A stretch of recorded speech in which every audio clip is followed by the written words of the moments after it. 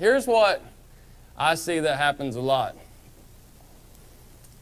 Is these fish will set up days like last week. I was fishing. I fished every day last week. You know, I was catching, it was really cold, sleet and raining and things like that. These fish were stuck on these types of areas, on these points with that deep water. They had to have it close. And throughout the week, Wednesday, it started changing. It started getting warmer. Thursday, it got really warm. And Friday, the water temperature had jumped 4 to 5 degrees. These fish were still relating to these same kind of areas, but they were starting to travel. I think they were just, you know, looking for bait and moving around a little bit. But I was catching them like 100 yards away from the channel. That's as far as I could get a bite.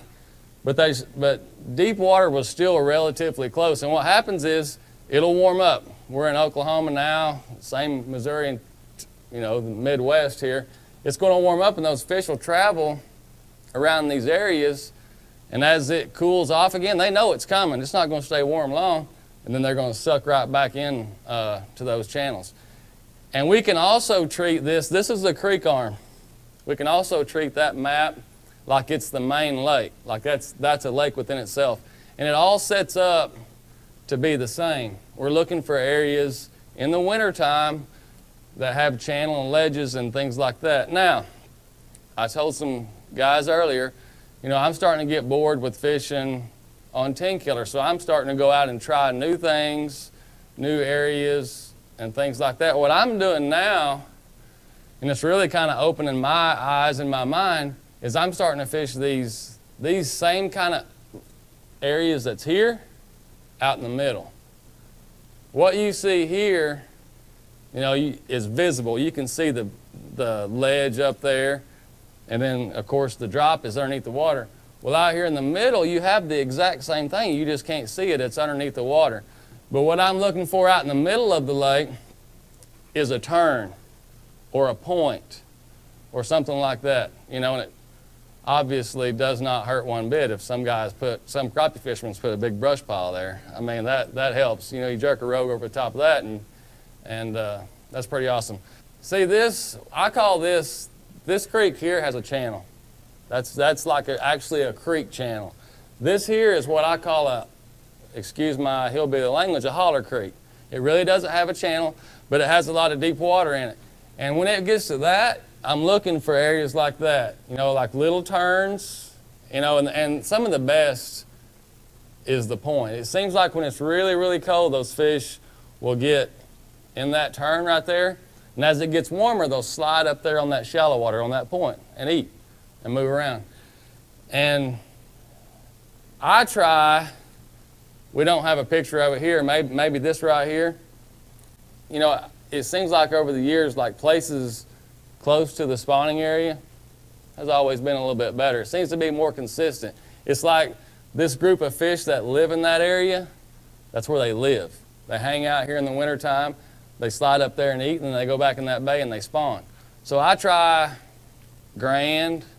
You know, that's why you guys, I fish around Horse Creek a lot, Horse Creek and Honey Creek and Drowning Creek. I mean, that's like spawning, that's the spawning grounds. That's where I feel like the greatest numbers of fish and the greatest numbers of big fish live.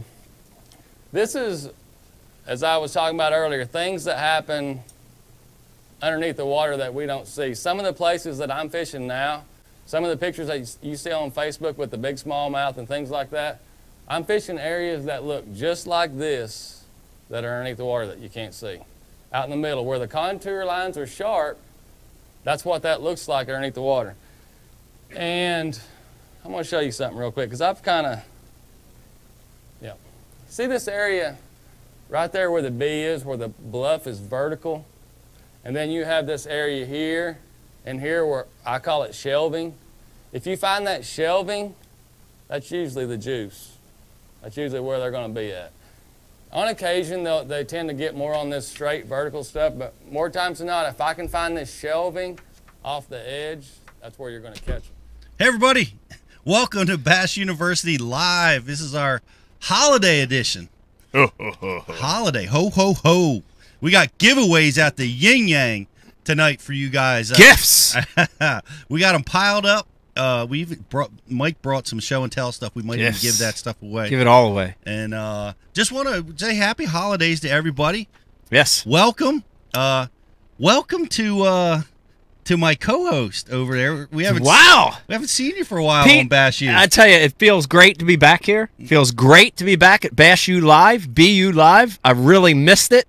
You know, I love Ike Live. I love doing Ike Live. That's a different premise, but I really love BU Live. You know why, Pete? Because we're teaching. We're teaching. I love to teach. If I didn't end up being a professional angler, Brian the Carpenter, I would have been a teacher. Is that true? At a middle school somewhere. I think you went to school for to be a buyer, or no, for marketing. Marketing. But you did a report in like 6th grade on being a buyer. Dude, here's 8th grade. Yeah, here's the two things. All you guidance counselors out there watching right now, listening. I know we have a lot of guidance counselors, subscribers at BU. Do not crush the dreams of your young students. My dreams were crushed twice. Not once, but twice. Twice. Once in middle school, once in high school. I wanted to be a buyer at one point. That dream was crushed by my guidance counselor. Also wanted to be an archaeologist in high school, and my dream was crushed. So screw you guys that crushed my dreams. There's no such thing as the real world. That's not, I guess not. I guess not. But, Pete, I'm happy to be back here at Bash U tonight, Bash U Live. I'm excited about the premise of the show. Brian the Carpenter, flush it out a little bit for us. You want to do it or you want me to do it? Because I'm excited about the premises. I'll do it. All right, I'll do it a little, and then I'll talk to Pete. This show, because it's Christmas, we're in the spirit of giving, and because it's cold. Christmas usually means cold water. I don't care where you're at, dude. Florida, Texas, even in Florida and Texas around Christmas, you get cold fronts. But up in the Midwest and the Northeast on the West Coast, we're going to be talking cold water tactics tonight, Pete. We're going to be taking a lot of input from the fans, from you, the viewers, from the subscribers of BU, and you got the shot to win these prizes. Man, this is going to be a free-for-all on how to catch fish in cold water. Absolutely. Late fall, cold water tactics. We're going to be doing show and tell. Everybody here in the room is bringing, brought in their stuff, their favorite colder water, falling water temperature kind of tactics. Want to invite you guys. What's your favorite cold water tactic? And we're going to be giving away lots of prizes tonight. Rich, who was the first IM on the board? First IM. The first IM First official IM. Was theoretically Dan. He asked, can we get some wintertime driving tips from Pete? Ah! Dan!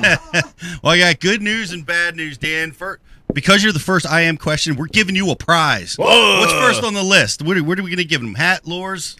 We're gonna give him a Storm Arashi spin bait. All right. Storm Arashi spin bait, a.k.a. spy bait. That's a good bait. And just for all you guys know, I did get into a little fender bender on the way down. We got a little snow. A little crazy snowstorm popped up and got rear-ended. Fortunately, nobody was hurt. Yes. And didn't have any damage to the Bash U vehicle. Just a little bump. I like that. I'm glad to know that. And here, let me introduce the room tonight. We got a great crew. Of course, Pete Glusick sitting to my left. Back in the booth, we've got Brian the Carpenter. We've got Rich. We've got Eric the intern tonight. But we also have a surprise guest back in the booth. I don't know if we can get a close-up on him, but Stanley Camaro, the mustache, is here tonight with us. Stanley, how you doing? I'm good. No, you're supposed to go. Yeah, I'm not good at that. Okay. Looking yes, good, Brian. Yeah, thank you. It's short-lived. I like it. My wife hates it. No, does Just she? another reason to hate me. Leave it on there. Yeah, I don't know. I like it, Weird. man. And doesn't feel like me. Very retro, though. It's shocking. It is shocking. It captures your I didn't attention. know I had it in me. I didn't know you did either. Is that left over from It's No Shave November, or is this Movember for you? Yeah. It's actually, in the 40 years I've known you, it's probably been about 40. Close to it. Give or take. That's the most facial hair I've ever seen on your face. That's the best mustache I've Absolutely. ever had by a lot. And it's real. It's real. Okay. But yeah, let's introduce Rich in a proper manner. Oh, yes! Proper! Proper. Rich, proper ass, proper! Would like to introduce Rich Rich Leadbeater. What up? Riz. AKA Remax Rich. Rich, you got your first nickname. It only took one show with me here. I like the it. Riz. I like it. Officially the Riz. Yo, Riz. Yo, Rizzy. Rizron. Riz on the IMs tonight. Be nice to Riz. Riz is going to be giving away a lot of those prizes tonight. Yes. So you want to be cool Yeah. there.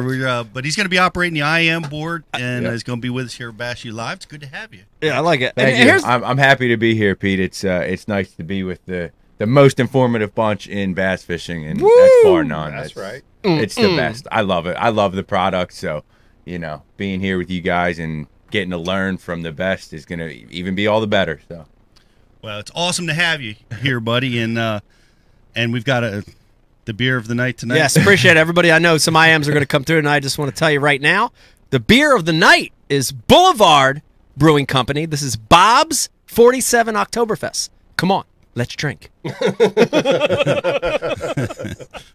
Pete said that's not Bass. Oh, that's right.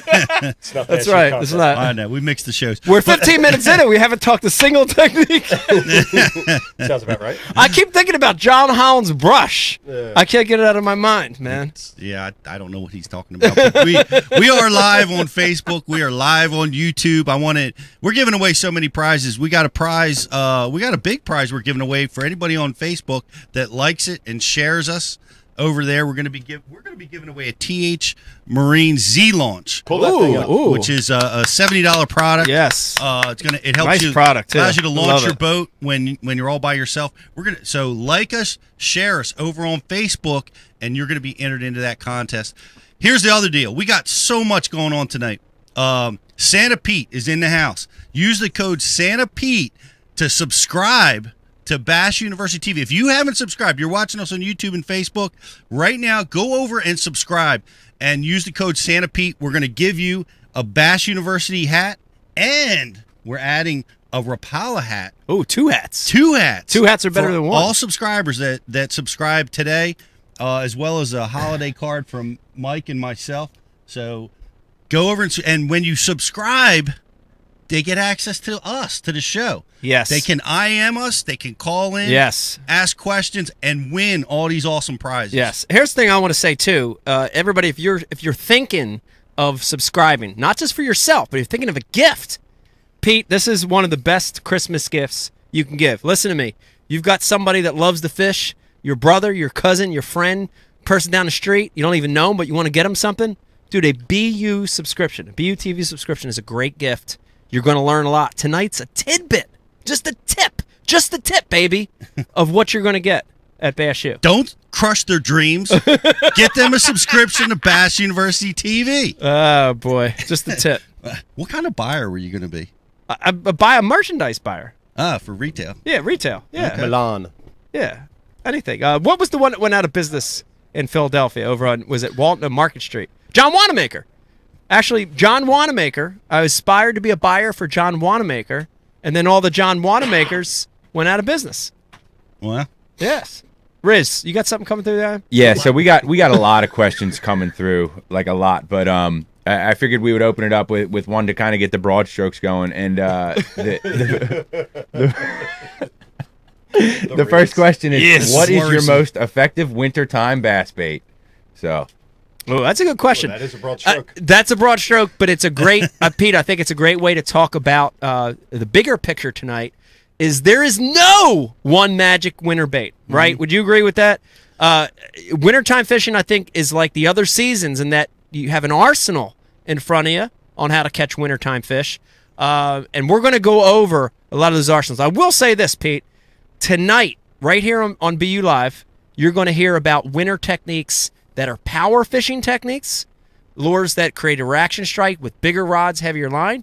You're also going to hear a lot about finesse techniques, lighter line, smaller baits, and both of them can be good, Pete, to catch fish in the winter. and we saw you with your arsenal live just a few weeks ago. Yes, fishing struggled. in 40-degree Struggled, water. but did catch one and have one other bite, yes. But to your point, you had 14 rods, but then you always have 14 rods Yeah. on the deck of the boat. But you had finesse, power, you had a Yeah. variety. So it's nice to have a mix. yeah, there's a mix. Great question, Rich. I'm giving that man a prize. All right. We're giving prize. We got so much to give away. And I want you guys to know that all the prizes that we're giving away tonight are for our subscribers. So if you're watching on YouTube, Facebook, come on over, IM us, and we're giving away prizes. Even to you. You're a new subscriber to Bass University TV. So look that out. Who won that prize? That prize was Mike O. And guys, by the way, Mike when you win a prize, send us over your info on the IM board. We won't share it public, but send us the info so that we have it so we can get you the prize. Email address is key. That's Key. Yeah. That's it. You know, get us your information. We'll keep it private unless you upset us, and then we'll make it public. But we'll sell it. But no, we'll keep it all private. So send us your information so we can get you all these prizes. But thanks very much for the question. And yeah, wintertime fishing is it's a challenge, right? We've got, you know, when that water temperature is in the 60s and even the upper 50s, man, anything goes. Anything goes. It's fun. You know, the fish are on. It's a great time to be fishing. When it gets down into the lower 50s and then in the 40s, man, things start to change pretty radically. And you gotta be able to trigger strikes in those situations. You know, one of the things I learned this at the Classic at Graham, when the water temperature got cold, the fish don't give you much information sometimes. And even like when you fished on Lake Z or whatever we call that lake, like you don't get as many bites as you get in the warm weather, which helps you dial in. Right. So you've less got information. Less information. So you've got to be more strategic, and you've got to be confident in a variety of wintertime tactics. Yes. To be successful when that time comes. But I guess, you know, one of the things I want to start talking about, because I've been using it a lot lately, guys, and this is, you know, we'll start the show and tell process right now. I'm a lipless crankbait guy in the cold water and falling water temperatures. It has got to be in everybody's arsenal in the cold water. I'd agree. And one of my favorites. This is a Rapala Rip and Wrap. I actually just used this out on the Delaware. Caught bass and muskie. Wow. Muskellunge. Any big bass, by the way? Almost 4 pounds. Wow. 3 3/4. Yeah, I didn't scale them, but it was a good fish. Out of the old hydrilla there? Or? No hydrilla left. None left. The hydrilla didn't grow in the little. We're talking about a wintering area on the Delaware that we both fish in, and it gets a ring of hydrilla around it. And this year it didn't grow as dense as it has in years past. There's still some remnants of it, but not much. But no, this bait, just working it through and around wood and gravel banks, just really fishing it around bait, right? And I'll tell you, the lipless baits are key, and one of the things that I like to do with them, and I keep a variety of sizes and colors. I keep 3 colors and 2 different sizes of them, because a lot of times when you find fish this time of year, they're in a heavy school scenario. You know, there's a ton of bass around, and by switching efficiently between colors and sizes, I can keep that school real active. But that lipless bait is one of mine. What do you got back there, Rich? We had a question that came in, and I thought it was relative to the lipless baits. When fishing ledges and points or humps in deep water, do you prefer to fish your baits uphill or downhill? Yes. Good question. Good question. You know, we had that interesting swim bait seminar. I guess it was Chris Zaldane. Loves uphill.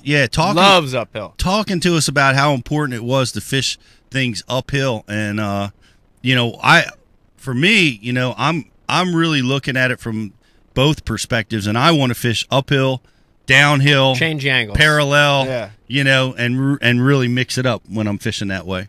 And I see you got a whole box of them over there. I do. I just wanted to, and by the way, I'll second what you said. I think you want to change angles.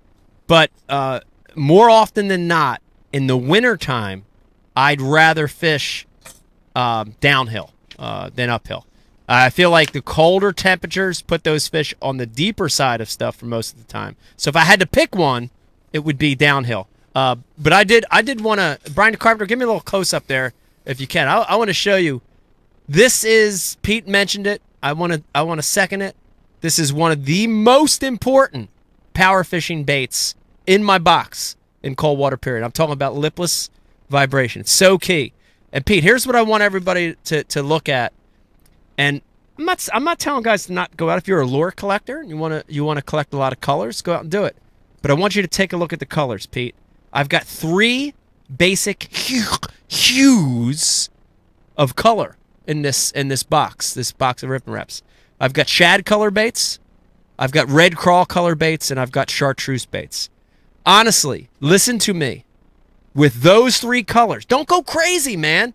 Get a couple different brands. You know, a red-eyed shad will do something different than a Rip and Wrap. An Aruco shad will do something different than a Strike King. Original Rattle Trap, they all do something a little different. But don't go crazy on color, bro. You don't need a lot. A crawl, a red crawl, a shad, and something with some chartreuse and orange in it, and you're good to go. You're good to go. I really believe that. I couldn't agree more. And I do something that's a little bit different than some of the guys. I like to fish my baits on a snap. Could I see that box real quick? Because he has the same color palette that I use. And what I'll do is when I'm getting bit on the red one, especially in a school of fish, and they'll stop biting it, and you can fire that chartreuse in there and get that school fired back up again, and you can then throw a smaller size in and get them. It's a different sound, different vibration, different presence in the water, and draw strikes so you can keep those fish biting. Yeah. Which and I use a snap to do it because it's so convenient to be able to change these colors. And in the winter it's cold, dude. You can't feel your fingers half the time. I like snap in the winter. Yep. I like it. Riz, what have we got? In those cold wintertime conditions and you're fishing these kind of baits, do you prefer noisy or silent in cold water, or anything in between? It's a good one. I'll give you the honest answer. I prefer a more quiet bait, but a vibration bait. 80% of them out there on the market, 85% are loud rattling baits. And the rattles, it can be a little overbearing. But here it goes. Silent vibration baits. Pete, they're out there. Mm-hmm. You can modify existing baits. If you see me with the Rapala Rip and Wrap, and all of a sudden you see me going cast and you don't hear nothing, it could or could not be modified. But silent vibration baits can be really good. Here's my general rule of thumb on sound versus no sound. The clearer the water, the more pressure those fish are under from competitors, all right, the more I want quiet baits. Brian the Carpenter, I cannot tell you how many times on Parvin Winter Leagues that I've switched after that initial hour where everybody, all 20 boats, are throwing original rattle traps with a spinning reel, steady retrieve, rattles everywhere, factory hooks. I switched to a silent version. And there are companies that make them, so this isn't something you have to modify. You can, but when I switch to a silent version, I get more bites. So fishing pressure, water clarity, the clearer the water, the more I want to go to silent. There are things where I start to think about making that bait more quiet. But in dirty, stained water, dude, I love the sound. Delaware River, Pete, I think that sound helps them react to the bait, helps them find the bait sometimes in cold water period. I would agree. It's the heavy pressure situations, and once again around schooling fish, throwing a silent bait in there with no noise in and amongst that can keep them biting. But that's a great question, and let's keep giving these prizes away, Rich. Oh yeah. All right. Send in your info, guys. As soon as we ask your question, send us over your info. We'll get you squared away. Okay, we're just going to keep giving out prizes, and I see you got another question. Is this on Lipless as well? Well, it's kind of on the same thing. In the wintertime months, how do you guys feel about Hydra waves? Ooh. And that question was from Bob T. Bob T, send in your info. All right, Bob T, I hope you have high T because Pete has low T, and he's sitting next to me. Bob T. It's not true. The Hydra wave, to me, I've said this before, and I'm going to say it again. The Hydra wave does work. It works not 100% of the time, but there's definitely a percentage of time when it works. The Hydra wave works at its best when the fish are feeding on bait and they're schooled together. They're in smaller areas tight together. That is a snapshot of a lot of wintertime fishing, Pete. You talk about fish that are feeding on bait, fish that are tighter together, more schooled. That's classic cold water scenario. So I'm a big believer in a Hydra wave under those conditions. Doesn't work 100% of the time, but if they're feeding on bait and they're schooled up together, I believe in it. Here's the other thing that I want to mention, and Pete, we've talked about this before. I'm a big believer in activating the Hydra wave, right? Letting it run. Brian the Carpenter, you're fishing around, you're doing the circle jerk at Parvin. You run the Hydra wave for a little bit. An hour goes past, shut it off. Run around a little bit, go another hour, turn it back on. I'm a big believer in changing the environment, changing the sound. So as much as I use the Hydra wave, I don't turn it on and leave it on for 8 hours. I like to turn it on, get the fish going. When the fish calm down and you can feel the bite compress, I turn it off. And they bite, start biting again. And then the bite compresses, I turn it back on, it fires the fish back up. It's a great way to use the Hydra wave. And this time of year, you're fishing around the bait. This is the time of year where the bait and the bass are really in close proximity towards one another. You're fishing in an area that you don't see bait, no birds, no bait present. This is not a wintering area. This is not where there's going to be big groups of fish. So, yeah, you definitely want to be fishing with the bait, and the Hydra wave is a tool that you need to use when you're around those types of conditions. But one of the things I want to point out with a lipless bait is the importance in the cold water to fish slow and to fish alternate retrieves, like a yo-yo retrieve, something down on the bottom. Oh, for sure. But I love to fish it slow. And one of the things that I've really moved to is, man, I use a 711 crankbait rod. I use a casting rod, but it's 711. It's a really long rod. It's got a tremendous amount of length. It allows me to keep that bait shallower, slower than what I could with a shorter rod. And I agree. Yeah, and that's a key deal. When you're fishing in the wintertime. I know down on those lakes at Parvin, we fish those winter leagues. I remember just trying desperately, because we have something called black death there, and the black death grows on the bottom. If your bait touches the bottom, it gets fouled. Yeah. So you got to get it as close to the bottom as you can, as slow as you can, without letting it touch the bottom. Yes. The longer rod is an amazing tool to keep that. I agree. I'm a big believer in a longer rod for vibration bait, especially in the cold water period. I like a 7.6 to a 7.11, 7.10 in that range. I like that. Here's the other thing I want to mention, though, on rod and reel. Force yourself to slow down in the winter. And the way to do that, Pete, is by going to a lower gear ratio reel. In the spring, in the post-spawn, you're burning that trap, fishing for smallmouth, you're burning it. It's all right, a 7-to-1, an 8-to-1, it's okay.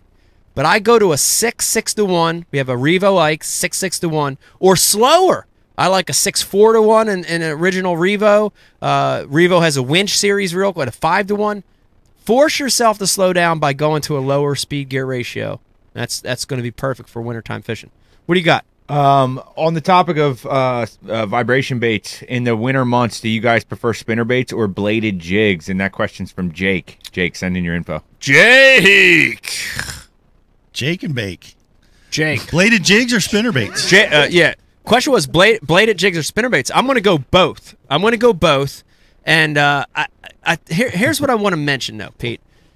Bladed jigs, it's gotten so big and popular. And I love a bladed jig in cold water. The BU Live that we did, the one stinking fish I caught came on a bladed jig. But a bladed jig shouldn't replace a spinner bait. You know what I'm saying? Like, they're different animals, man. That'd be like saying a lipless versus a square bill, right? They're sort of the same, but they're different animals, man.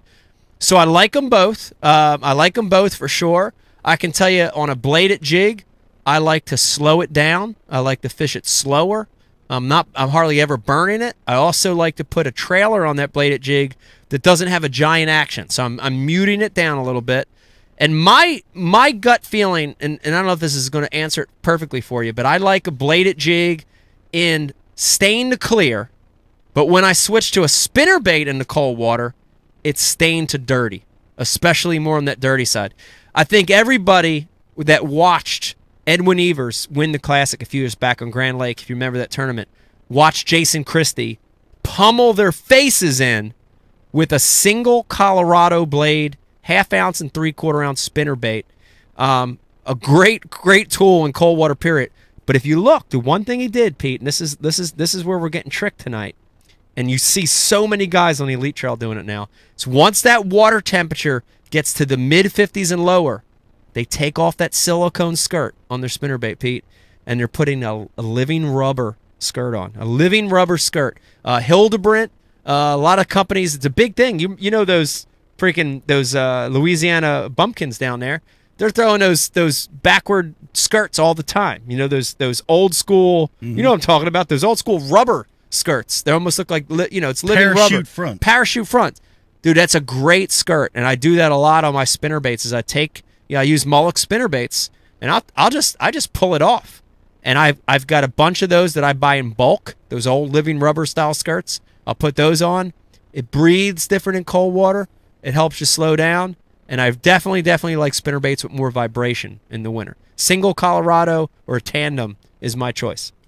And I saw it, and that was amazing. And spinner baits are great too. I couldn't agree with you more. They're two separate categories. And I remember David Dudley said this to me once. We were prior to a tournament. He's like, I threw away all my spinner baits and started with the bladed jig, right? And I think a lot of us did. I think that's a mistake. I think a lot of us started throwing that, and you're like, well, I throw it in the same places. I throw a spinner bait. Yeah. So which one do I throw and when? Right. And it's a tricky scenario, and I've said this on Bash U before. I figured it out. It's you throw the bladed jig when they're biting the bladed jig better, and you throw the spinner bait when they're biting the spinner bait Good better. Answer. Good answer. That's a joke, obviously, but here's the deal. On what I have found is when the water temperature is falling, like in the cold scenarios, I will try the bladed jig first. I think that can be a better triggering tool in falling water temperatures. The fish's metabolism is changing. A little tighter vibration, yeah. And you could get that reaction. You get that reaction out of the fish better with a bladed jig hitting stuff, and the sound it makes. It just seems like they react to it better in my experience. So I'll start with that, but both are great weapons. Great question, Jake. Get your information. It was a good question. Pete, before we get too far, I want to hit on one other thing with Lipless, if I can, Pete, and it's line. And I'd love to get your opinion on it, too. I got to tell you, line choice in the winter is really, really critical. But with the Lipless bait, line choice is super, super critical. I like fluorocarbon and mono, Pete, in the winter. And it really depends a lot on what I want to do with the bait, right? Do I want to get a vibration bait deeper? I have a tendency to go to fluorocarbon, right? I'll go 10, 12, 15-pound fluorocarbon if I'm fishing the deeper zone with a lipless.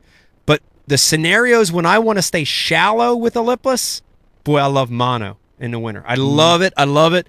You talked about keeping the hair, a.k.a. pussy snot, off your hooks. I love mono. Bleep. I love mono for that scenario. Right. I love it because it keeps it a lot higher. Parvin, all these winter leagues around here, you said you have a couple rods rigged. So do I. And I'll usually have one or two rig with fluora and one or two rig with mono. And usually that mono is going to be heavier. It's going to be 14, 17, even 20-pound mono to help get that bait to float up more. And I can fish it slower, shallower, just like you said with the long rod. So line's critical. Yeah, I couldn't agree more. And this is the time when you experiment with the lines. And no one line choice is going to solve the puzzle. When you're trying to get that bait low and slow. What do we got, Riz? Hey, I got two for you guys. How do you stop the eyes icing up on your rod in the wintertime? And that was from J Knee Fishing. J Knee Fishing. Send in your info. What did Janie win? Janie won a Rapala He won a he won a Rapala ripstop. He should win exactly real correct. He should win real snot. Yeah, right? He should win. We don't have any because we're using it all right. I know. But so how would he prevent his ice? Yeah, that's a great question. How do you prevent your guides from icing up? I'm going to give you two answers. The first one's the one you should do. It's funny you asked that. Today, literally today, Pete Glusick, I jumped out in the boat with Eric the intern, for a very brief period because it was cold and snowing, maybe a 30-minute period. And I swear, and we captured all this on film. I can't wait till everybody sees the content. But I was having issues with icing in my guides. It was literally throwing a rattle trap, same thing we're just talking about. I was having issues with the guides freezing up. I pulled out, I shook it up, I got my reel a couple times, I did each guide once, I did the tip twice, and you get to see this on the video, how that ice just starts melting away and it keeps it off. So use a spray. Real Snot is a great one. There's some other competitors out there. It's great to use that to keep your guides from icing up. That's first answer. Second answer is dip your rod in the water every 4 casts. Come on, let's fish. Dipping that rod is key. The water temperature is going to melt the eyes, and both great answers, obviously. And I don't know what inside you guys are going to have to share. You could use the old Team Daiwa rod that didn't have guides on it. Remember that rod? Yeah, boss. I sold some at Dick's. They always got returned. Oh, Team Daiwa? Yeah, you remember that one? Oh, the inner line? Yeah, the inner line. There was another company that made that. Yeah, I don't know, man. I actually did sell some. We sold them at Dick's. I did sell some. Did you ever use one? I used them in Dick's, like around the shop. We lined it up, and it worked great in there. But I had them returned, and the comments that were coming back was like, you know, like shit was getting in there, like stuff was bottling up, and so there were, you know, there were some issues with it. Not enough Real Snot. Not enough Real Snot, I guess. I don't know. They actually sold that rod as a surf rod at one time, too. The surf guides, they had like a 12-foot inner line, and the thought was, you know, no guides, less friction, you're going to cast further than your other guy. But the guys kept bringing them back because the sand was getting in there and shit was getting in there, and it was no good. And what have you. Yeah, no good. Well, shout out to Dick's Sporting Goods, Mount Laurel, store 180, what was it, 183? 186? What was the store number back then? I don't remember. Mike Biaggi, if you're watching, shout out to Mike Biaggi, my store Mount manager. Laurel store? Yeah, Mount Laurel store. Oh, it was 83. 83. I said 183. It's store 83, Mount Laurel, Dick's Sporting Goods. Shout out, you guys. I still shop there. Great question, Jay, on the ice. What's the next one? We got a question from Scotta. Favorite discontinued wintertime bait? Scotta? That's a good question. That is a good question. You win. What do they win, Rich? They are going to win a Rapala DT16. Ooh, Rapala DC16. And a brat. All right, let's. Rapala brat. I'd like to hear everybody's answer on this. Man. I've got one already, I've got one already because it's funny. Eric, the intern, and I. This is a great story, dude. We were trying to find a rubber core sinker, Like I've used them, a million of them in my life, and we couldn't find one in the shop. And so I'm like, I see Drew and Riley's tackle box from when they were little, way up on my shelf in the shop. So I climb up there, I get on a stool, I climb up there, and I open the box, and sure enough, there's a couple rubber core sinkers in there. But as I was in their box, I found a Bomber Speed Shad. Brian DeCarpenter, you bought one on eBay, so you know this bait. Bomber used to make a Speed Shad, which is a lot like a Lure Jensen Speed Trap. Small bill, sort of like a flattened, triangular-shaped body. Shad-looking body. Shad-looking body, tight vibration. Dude, that's a killer winter bait. I yanked that out of there so fast, dude. I found some other oldies in there, too. Whose tackle box was it? Drew and Riley's. I also found... Shameless. By the way, if anybody wants to put an offer up tonight, I also found 2 of the right size, the small size, Rapala Risto wraps. Come on, let's shop. Risto wrap? Risto wrap.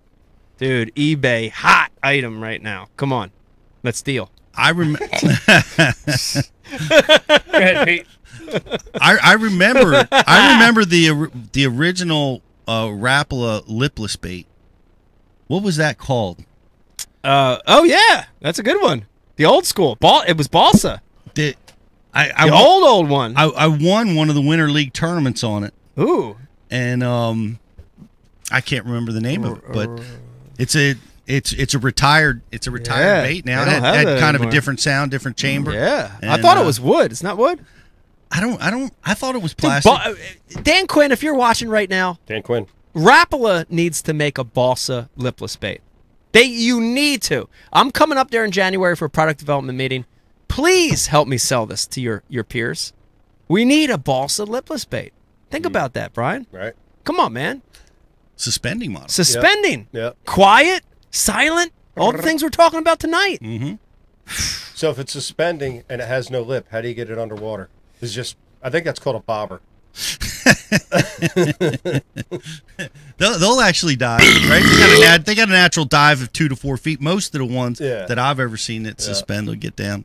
But For me, it would be there's the Bill Dance rattle Dance trap. a Zeal? Remember the rattle trap? Oh. The red. You're talking about the Bill Dance Cotton Cordell Rattling Spot. Cotton Cordell Spot, yeah. Yes, limited edition, Limited man. edition.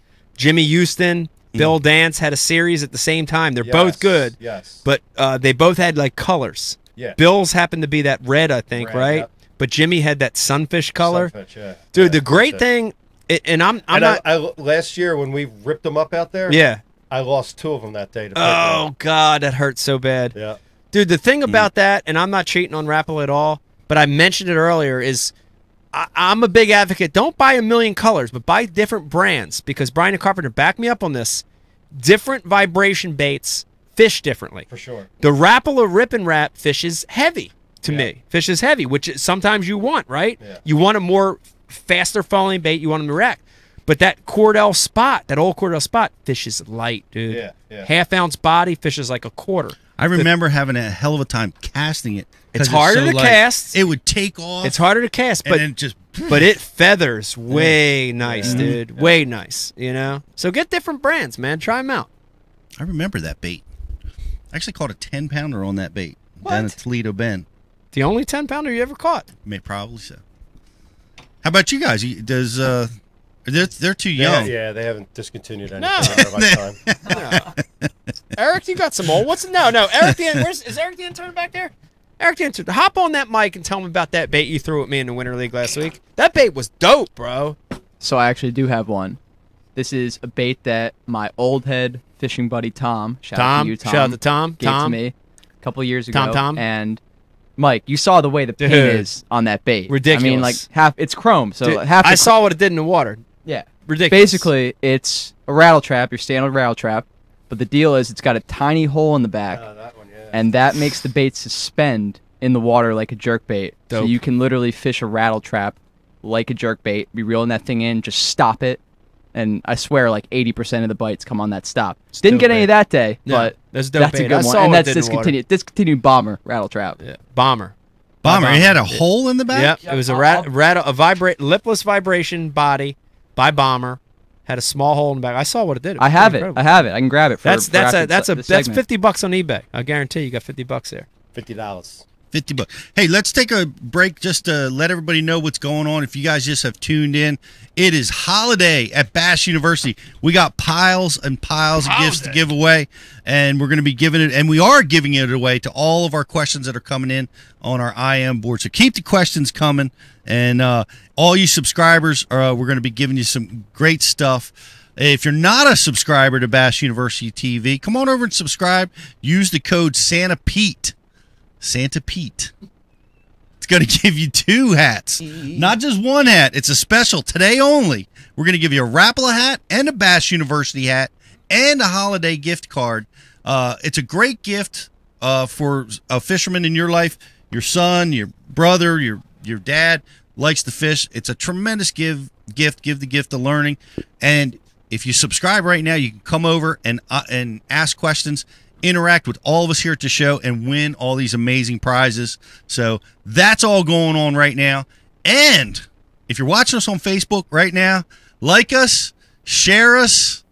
And I'm getting a lot of distraction from the corner over here, but I wish you guys could see it. But the like us and share us on Facebook, and we're going to put you in a contest to win this prize right over here. I'm going to try to reach over and get it without collapsing the studio. It's the TH Marine Z launch. Hey, we all have to launch the boat by ourselves. This is the product that helps you do that. It's a $70 value. So like us, share us on Facebook right now, and we're going to put you in a contest to win this prize tonight. We're giving away a Wego, $150 item. It'll start your outboard in a pinch. We've got a Rapala tournament scale. We've got Rapala lures. We've got missile baits, not mini flip, micro jig, Ike's micro jig. Micro weenus. Micro. We got a Flambeau tackle box. We've got tons and tons of prizes to give away. That's all going on right now. And I appreciate all you guys being with us. Appreciate all you guys subscribing to Bash University TV. And Riz, who do we have up next? That's all it took was one show. One show, new name. Simple as that. Okay, we have a comment from Gary from Arkansas. Hey, Gary. And Gary from Arkansas would like to know, do you prefer winter hard baits that have a wide, erratic motion or narrow and smooth action? And Gary, you are going to win a Rapala DT6. Which is a medium action. Yep. Well, the prize will give it the answer away, Pete. Go ahead and answer that one. Well, the answer, once again, to your question is yes. I prefer a narrow wobbling. You know, most of the time, I like a narrow wobbling bait as the cold water approaches. And that's typically the deal. Shad wrap, such a killer, very tight wobbling bait. It triggers strikes from finicky fish, cold water scenarios. But there's kind of an anomaly that happens, and I have one right here, which is one of my favorite baits, which has a bigger presence in the water, and it's a wiggle wart. And this is, a kind of an anomaly. It's a wider wobbling bait, and it triggers strikes very, very effectively in cold water scenarios. But its main, purpose, its main asset is its deflection strikes. Right, it's off the rocks, it's off the wood. It creates those deflection strikes. But generally speaking, most of the time, I'm going for a narrow wobbling crankbait. Mike, I'd agree. I mean, basically, if you want me to give you a short version of it, the colder the water, the tighter the wobble. The warmer the water, the wider the wobble. That's a general statement. But I definitely like moderate to tight when it gets cold, Pete. The bait that we gave away is actually one of my favorite cold water baits, which is a DT series bait from the 6 all the way up to the 14. Love those baits. The 6 and the 10 are phenomenal. It's not super tight, but it's not wide. It's got a moderate wobble, and it also has a rattle, but it's so subtle. If you listen to a DT, it's not like it's just one little knock. Love that bait.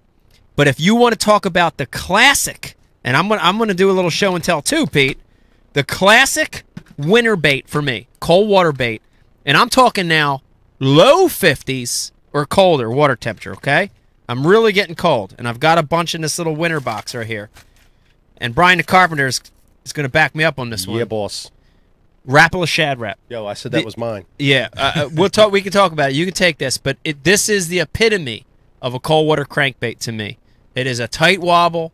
It's quiet. It's silent. It sneaks up on the fish. It makes them react.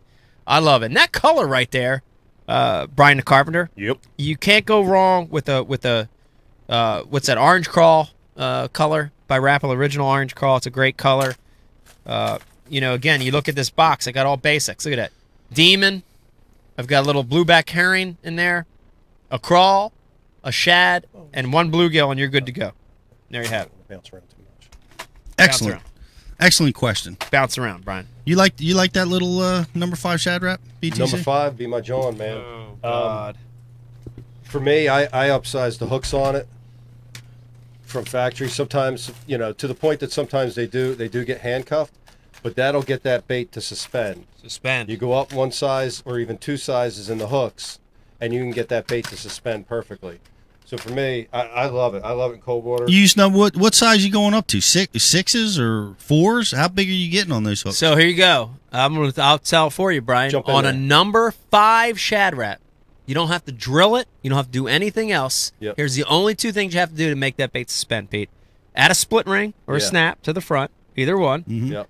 And you're going to upsize the hooks. You're going to go 2 sizes bigger on the belly and 1 size bigger on the tail. So here's what that means. You're going to go to a 4 on the belly and a 5 on the tail. It comes with 6s, and that bait will perfectly suspend. You know, go short shanks on them? I like that VMC short shank is a great one, and that's I've got another little bait here. That's what I've got on that. I like VMC short shanks.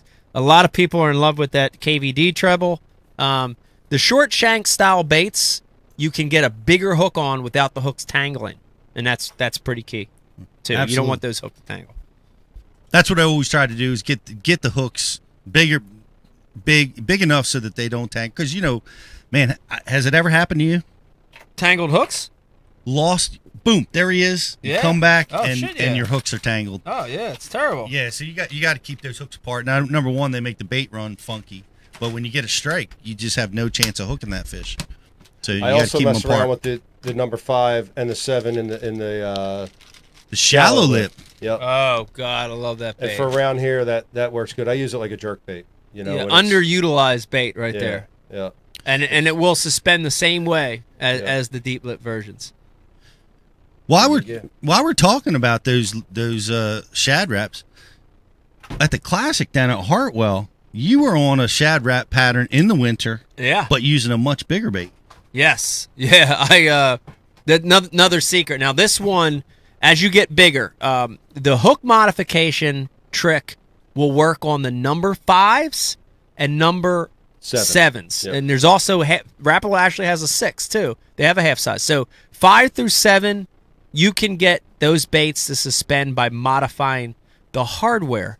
But when you get bigger than that, you have to start customizing them other ways, whether it's by adding suspend strips or lead on the hooks. Or Brian the Carpenter, I think we should do another one, because we did a Facebook Live on this, Brian the Carpenter and I, maybe 4 or 5 years ago. I think we really need to do another one.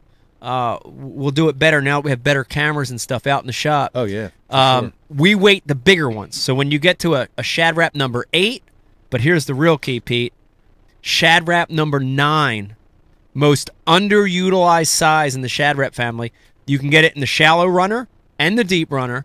And the way we get those things to suspend, you're going to love this, is we center drill them between, dead in the middle, between the belly hook and the beginning of the lip, okay? So in the throat of the bait, we center drill them with about an 1/8-inch drill bit on a drill press. And Brian the Carpenter, I'm actually going to give him the credit for this, because back in the day, there was all sorts of, you'd solder and use all sorts of stupid material. But Brian the Carpenter came up with this technique where we're using VMC drop shot weights. Tungsten pencil drop shot weights. They're heavy, they're dense. You can cut them with a side cutter. The size we end up using a lot, Brian, were the 1/8 or the 3/16. So the two sizes we use, because it's a thinner pencil tungsten weight. And we put them in, we trim them down. We put them in, we trim them down. It's not an exact science. For every 10 baits you drill, you're going to ruin 2. You're going to ruin 2. You're going to get 2 to slow float. You're going to get 2 to slow sink. Yeah, and then you're going to get 3 or 4 really, really good what we ones. found out is, especially as the baits get bigger with that much balsa, the density in that balsa varies so much. It varies. Every piece of Tremendously. balsa is different. Yeah, and They're all different trees, bro. And just hanging the weight on there and testing them, every bait required a different weight. So Little I had different. that tungsten and nipping it down, sanding it to try to get just taking little bits off of Put it in the tank, see what it does, do it again. So it's not an exact science, but that bait, man, has been a secret of mine, and I don't care anymore because I'm retired. It doesn't matter. Number 9, weighted shad wrap is such a killer in both the deep diver and the shallow diver. And Pete, the great thing about the number 9 shad wrap, and I know you're a fan of the 8, is you can throw it on casting tackle. A regular shad wrap, when you're talking about 6 down, it's a spinning rod deal, man. Yeah, you got to throw it true. on a spinning rod or you're not getting it anywhere. But the 8 and the 9, especially a weighted 9, you can cast with the casting rod. And that deep diving 9, I can honest to goodness, I can get that 12 to 14 feet weighted. Where are you using that? Why are you using the big one? What situations require that big? I giant? like the big shad wrap when the forage is bigger. Probably would be my first scenario, and when I want to get a very tight suspending crankbait down that deep. You know, you talk about 14 feet. You can get a DT 14 down that deep, but it's not going to suspend. You could get a Strike King Series 5 or 6 XD down that deep, but it's got rattles and it won't suspend. So when I want to get deep, but the real thing is if you look at the size of a Shad Rep number 9, I wish I had one on me right now. It's a big bait. Big. It's really, really big. And if you remember, Pete, on Hartwell, the primary forage on Hartwell was blueback herring. That is a 9. Here's the 9 shallow. This will give you an idea of the body size. It's a very big, long bait. But when that forage is bigger, I really like the 9 in the shallow and deep. And at Hartwell that year, they were feeding on blueback herring. A lot of those blueback herring, Pete, were 4, 5, 6 inches long. Great scenario for a number 9 Shad Rep. Great scenario for it. I remember seeing that. Remember Fritz? And did they do that on Bassmasters where they showed how he used a drill press and would melt lead into those baits? Yeah. Weighting those old Poes.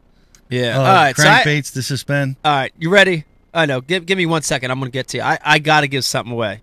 He's probably going to kill me. I know he's not watching, so I'll just do it and hopefully it doesn't get back to him.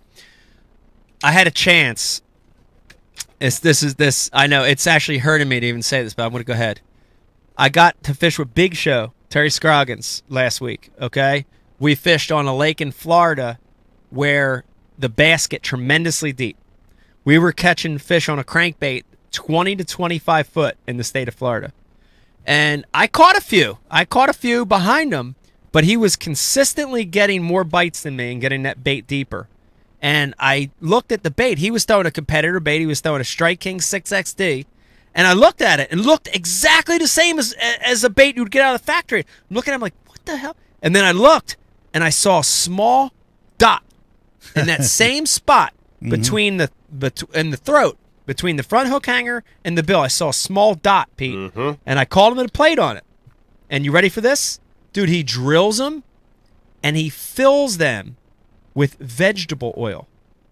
And I said, why vegetable oil? Because it's heavier than water.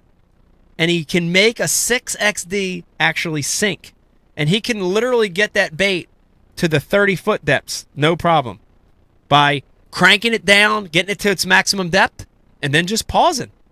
Letting it count down 20, 25, 30, whatever it wants to get.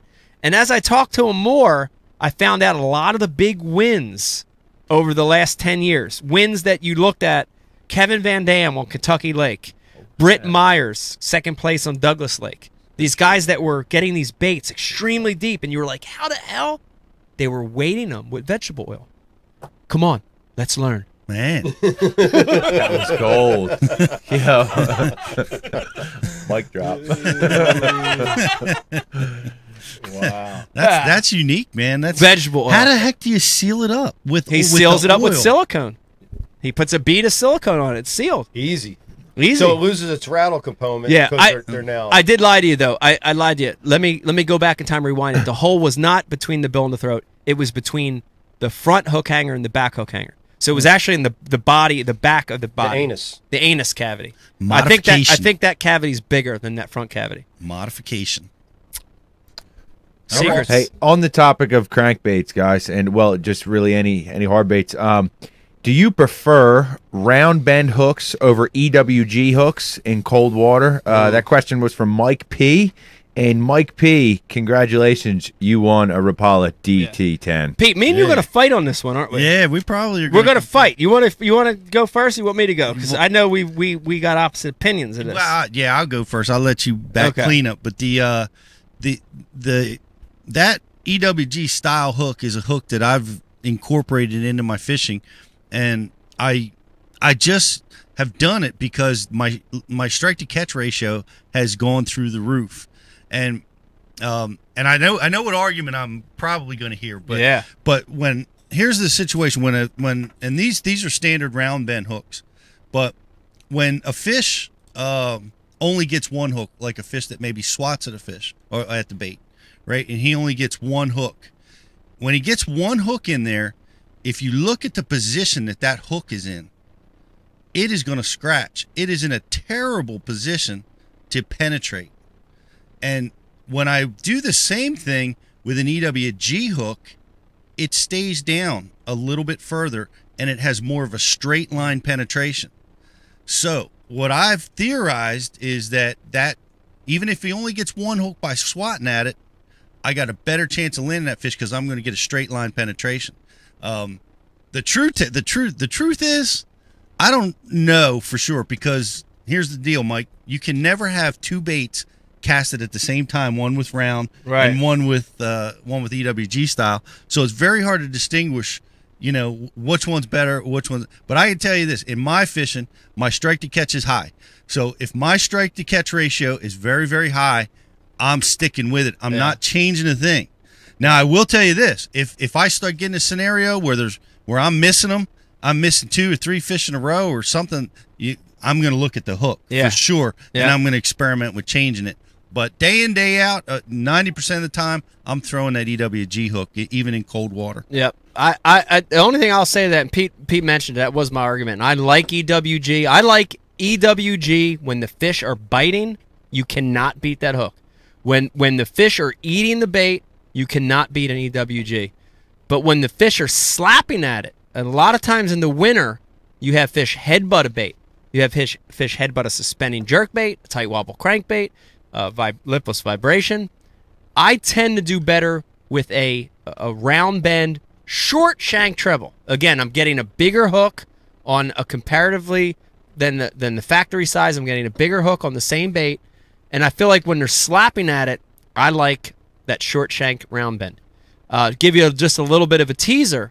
Currently working on a hook right now at VMC that is what I consider a hybrid treble that falls somewhere in the middle between an EWG and a round bend.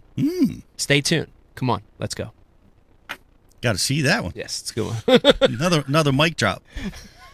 All night, every 20 minutes. keep giving the goods, man. Keep giving the goods. Great question. You're winning a Rapala DT. That was Mike P, right? Yep. But we got another question? Yep, got another question, and this question is from Dave Hall. Dave! From Pennsylvania? Yo, Dave. Mike Hall's brother. Congratulations, Dave. You won a Storm Arashi spin bait. And Dave's question was, where do you usually start looking for fish in the wintertime? Underwater. Ooh, that's a good one. Good one. Who is this from? Dave Hall. Dave Hall. I'm going to answer it. What part of the lake? I'll go over to Pete with you. Here you go. I'm going to give you a little bit of a broad answer, but I really, really think in the winter this has been key to me to try to narrow it down a little bit. In the wintertime, I'm always trying to fish the deepest, most vertical break areas in that particular part of the lake that you're fishing. I think that's important because I don't want to tell you have to go to the dam to catch fish. That'd be wrong because there are fish that winter at the dam, there are fish that winter mid-lake, there are fish that winter up lake, right? But in the wintertime, I want to be near the deepest, most vertical break area in that part of the lake. And that to me is where fish are going to winter under those cold, cold front, high pressure scenarios. But they like the ability to move up. That's real key. So if you're in a cove and the whole cove is 5 foot and there's a creek channel that meanders through the cove that's 8 foot and it touches the bank in a spot, it brushes up next to the bank in one spot, that's where I'm going to fish. The deepest, most vertical break area in that part of the lake. The nice thing about those areas, Pete, is that those areas afford the fish the ability to move up under feeding conditions, right? Mm-hmm. You know, that channel swing that's 8 foot, everything else is 5. He can slide right up and be on the bank. He could slide right up on the other side on the lip and be in 5. Those wintering areas, to me, have to have a little bit of that vertical break to it. A 45-degree angle in the winter is magic. Magic. Absolutely. And I'm going to reiterate what I said. You got to have bait. You got to have bait around your area, and that's going to really help you find those those fish, you know. And I tell you one thing that I do, and like if I'm talking about a lake, a reservoir type area, when we're in the early fall, we get fish moving, a lot of bait shallow, moving to the backs of the creeks, and then they're going to start to slide back out to the areas that Mike's talking about.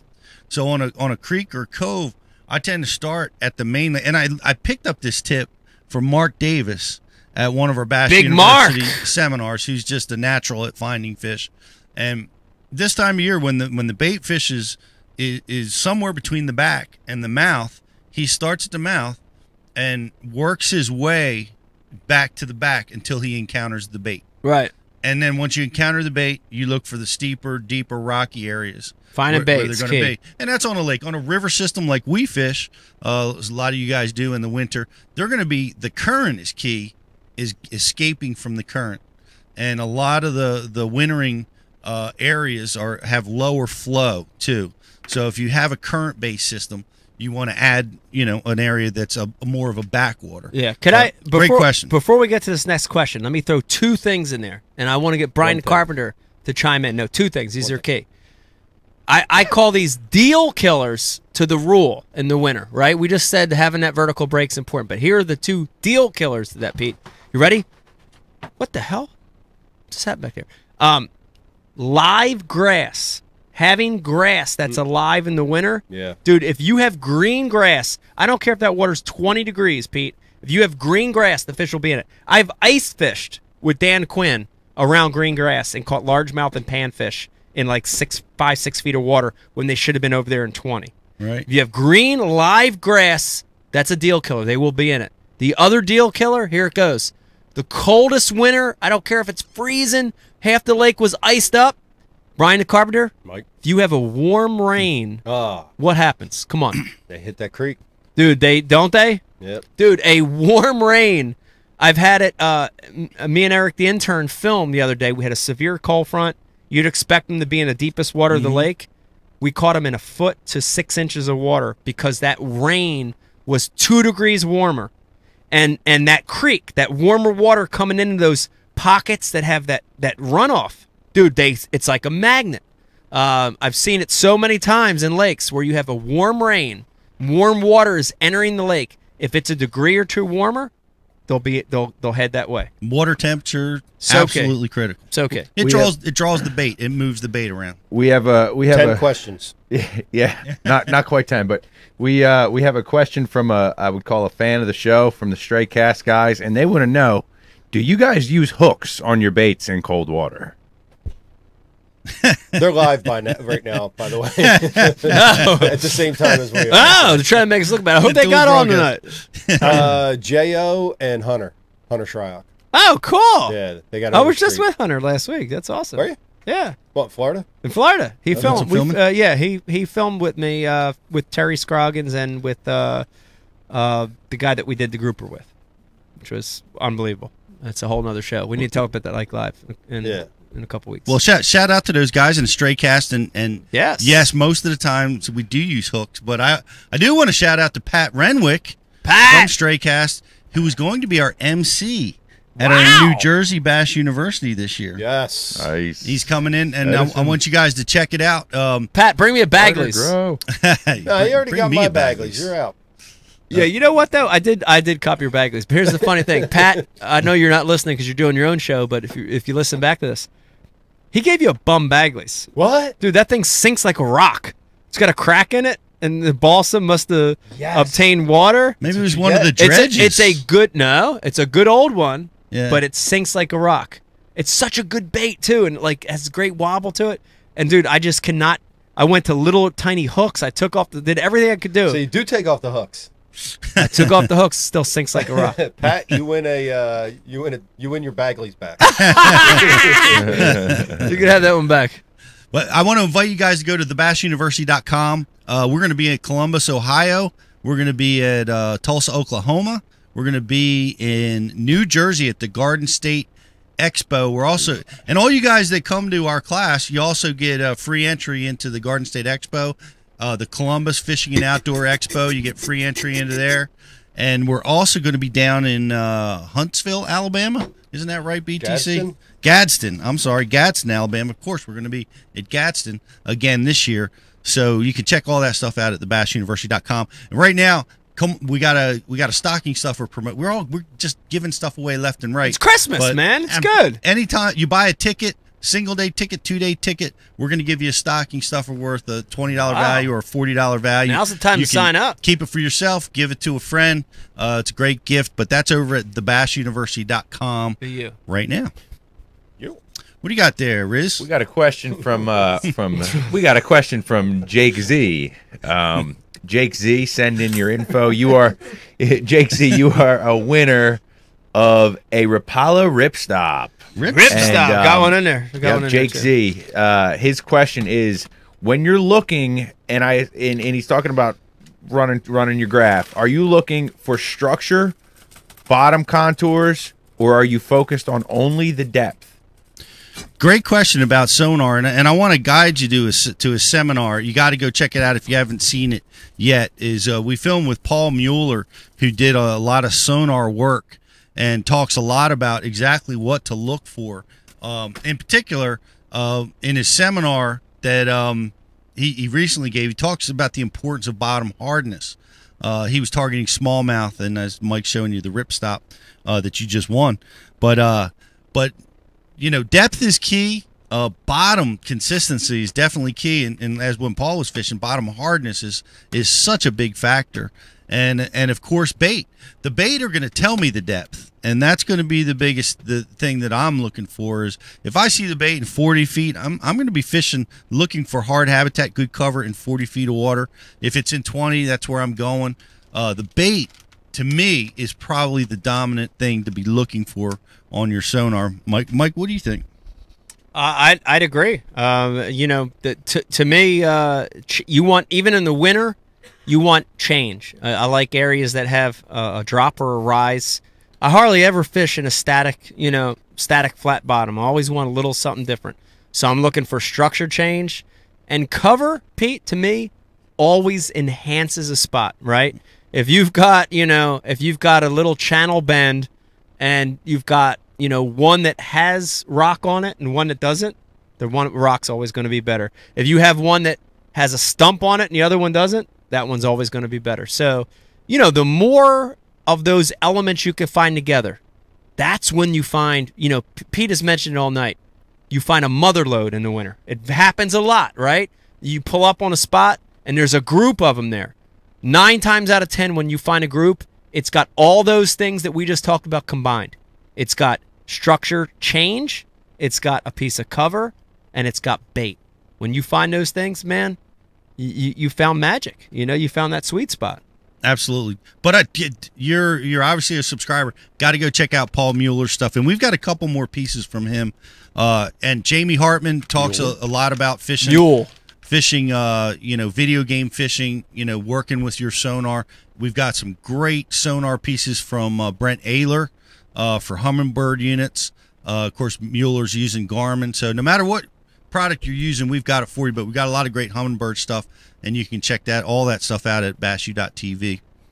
Well, we got. By the way, at some of these shows, I've got a list of who your speakers are going to be. Yeah. Let's go through them right now. Let's do that. Let's do it right now. Sets up the next question. All right. We speakers at our events in Edison right now on the list. We've got Seth Fighter, John Cruz, Ish Monroe, and JT Kenny. And we hope Mike is going to be there with us in Jersey. I would say if you're watching tonight and you're listening, I'm unofficially going to tell you that, and I'm going to make an announcement about this when I make the announcement past the other announcement, but I'm 95% sure you will see me in Edison, New Jersey. So I'm looking forward to seeing everybody out in Edison. And we're going to push them on that. We want to get them there to Jersey. We got Gerald with us. We got Swindle with us in Gadsden, Alabama. Brian Thrift. Wow. Been the world's #1 on and off for a long time. Matt Herron, local Alabama guy, so strong. Wow. Jesse Wiggins. Jesse's a sleeper. He's a good one, man. Dude, this is a strong Gadsden is a strong lineup. That's right. And we got the Cajun baby there as well. One of the Bash University boys. I want to be at that one. So that's coming. Columbus, we just announced Columbus, so we're busy putting our team together at Columbus. We're going to be announcing that real soon. Team. And in Tulsa, we got MDJ is back with us again this year, and worldwide, James Watson is going to be there. Always a lot of fun. James Elam, with some coming off a great season, and Carl Jacobson, our boy from down under. Carl, mate. Still one of my favorite shows when he taught us how to use glide baits. Oh, real quick, talking about Carl. Carl and Kayla got engaged. Did you hear that? Get engaged. Congratulations, guys. I know you're not watching. Carl. You're in That's a good Australia, move, Carl. but good move. Great job, Carl. Yeah. Nice job securing If you that. weren't gonna, someone was. That's right. You got to secure it. Wow. Well, it's secured. Congrats, And mate. we've got Carl secured coming to Tulsa with us this year. Nice. So, anyway, all of that stuff's over at thebashuniversity.com. You can buy tickets, and you're going to get your stocking stuffer promotion. If you order by I think it's the 17th or 19th, we'll be able to get that stocking stuffer to you in time for Christmas. He ought to speak on work ethic. You know what I mean? Carl? Yeah. To come over He burns. from Australia. He works hard. He works Yep. hard, Yeah, he man. does. He I works mean, hard. every aspect of the game too, not just catching them, but the whole deal. Social media is so rock solid. Yeah. He's an undefeated amateur boxer as well. That's right. He is. Is that true? He kicks some ass. Undefeated. Yeah. He's asking. I- 1-0. Want to know? Kicks ass. One But and that is true. Yes. Yep. Yes, kicks ass. I like it. He's Kicks an an impressive ass. guy. Well, Makes plays. He's had to work hard to keep that engagement secure, I imagine. He needs those skills. I imagine. Yes. Too. So we had a good question come in from Mike. And Brian, I think that you'll probably appreciate this question pretty well. If you don't have solid electronics on your boat, what are Drop tip. if you don't have solid electronics on your boat, what are key focus areas to fish in the winter, and how do you go about finding those spots? Congratulations, Mike. Mike, you won Yes. Yes. Mike. You did not win a draft. Mike. New Mike, you won. Great question. You won a Storm 360 GT search bait. Oh, because nice. if you're searching for fish, that's Nice your bait. prize. Mike. The Riz. Brian the Carpenter gave you one great answer, and he said it as a joke, but it's actually really, really good, which is use your rod, right? 7 to 8 foot rod most guys are using. Use your rod. You can learn a lot from the bottom. You can learn whether it's soft, whether it's sand, whether it's gravel. You ever put your rod, Brian? How many times fishing the crawdads we would do that, and you'd be like, Listen for it. This ain't right. And then you'd get to a spot and you'd be like, and you'd be like, oh shit. Yeah. So use your rod. That's actually a real good one. Pete, I'm going to give you a couple more, and I'll let you answer it. I'm big in watching the bank. Pete, I can tell you that all those years of fishing in a crawdad, without with terrible electronics or no electronics, looking at the bank tells you a lot, right? The Looking angle of the bank? at the angle of the bank. If you find a bank that you're fishing that's real flat as far as you can see, odds are it's going to be flat out in front of it. But when you find a bank that has that 45, you see that bank starting to slope, or it's a bluff style bank, they're the places that I really like to fish in that cold water period, right? Deeper water. What's that? Right. And the composition of the bank. Composition of the bank, same way. Yeah. Delaware River, Brian the Carpenter. For sure. Come on, man. Right. Delaware River, winter fishing, it's very unique because we have wintering areas. There's not a lot of them. But the one key you have to have is a hard bottom. Dude, how many times on a lower tide, as you look at that bank, you'll see the grains of gravel or rock. And so what you see on the bank, I'd say 70% of the time translates into what's in the water. Right. Is it shallow and covered with Yep. leaves, and so you're going to be working in a mucky area? Yep. Or is it hard Read- and gravelly? Read the bank. Chicks dig a hard bottom. They do. And Mike, the last one I'm going to give you is use your bait. Use your bait to find out about the Transmission. bottom. Transmission. Not only using your bait to find out how deep it is, but using your bait to feel around on the bottom. I've given 3,000 seminars at BU about transmission. A jig, a tungsten weight, a shaky head, something that transmits very well, a drop shot weight. creeping along the bottom, acts as a transmitter, and you can learn a lot about how deep it is and what the bottom composition is. It's a good question, Mike. That's a great question. It's a great answer. And I just add to that. I remember the Cayuga tournament that I won a few years back. Cayuga? I was trying to forget about that one because I came in like 10th. I don't know if you remember, but I think it was the first day of practice, I had a surge of electric go through the boat or something. I remember this. Fried everything. Yeah. I lost. I had nice sonar, side imaging, GPS, the whole bit, and I lost it all. And in emergency, I had tried to get some units overnighted, which never came during the tournament.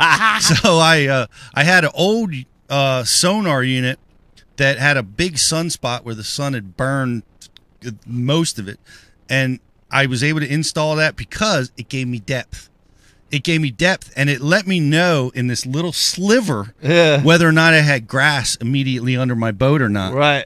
But what that did was it created a scenario where I eliminated certain water. Like I didn't fish too far offshore because I couldn't get back there because I had no GPS, and it focused me in areas where I could triangulate more easily, where I could fish the habitat, where I could fish by what you're talking about, transmission, visual, bank. Yeah. And it old school a little bit. Yeah, it turned me into a different type of fisherman, which actually led me to the winning fish. But the point is, you use those transmission, use the bank, all the stuff you said is the stuff that we all used to use. And I will tell you this, you can get sidetracked staring at, you almost get mesmerized looking at your sonar units. It's like Pornhub. and you can get distracted from the fishing and the patterns. So don't be intimidated. You don't have a great sonar unit, you can still effectively find fish in the winter, summer, and all across the board. Hey guys, I have a question from a new subscriber tonight. Thank you. And the question is from Ray. Ray, welcome to the Bass U family. Ray. Yep. And he wants to know about fishing in the river, in a river system this time of the year. The question is, what's a good starting bait to go out and try to fish a river with this time of the year? Oh, man, what river? What water temperature? Yeah, Ray. That's a good good constant. Ray, that's a good broad question. I can tell you that if I have one bait, a starting bait in a river, it's going to be a bait that hits the bottom. It's going to be a jig. It's going to be a shaky head, a ball head, something like that. I want something that's going to hit the bottom. It's going to transmit. Here's the thing in the winter. In a river system in the winter, Brian the Carpenter, back me up on this because you're a river rat. Fish like to get near the bottom.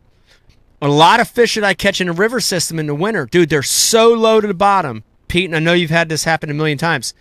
There's mud on their belly. Yeah, dude, there's literally mud on their belly. You can catch them. Mud. Yeah, you land them and you get your finger and you could see the mud on their belly.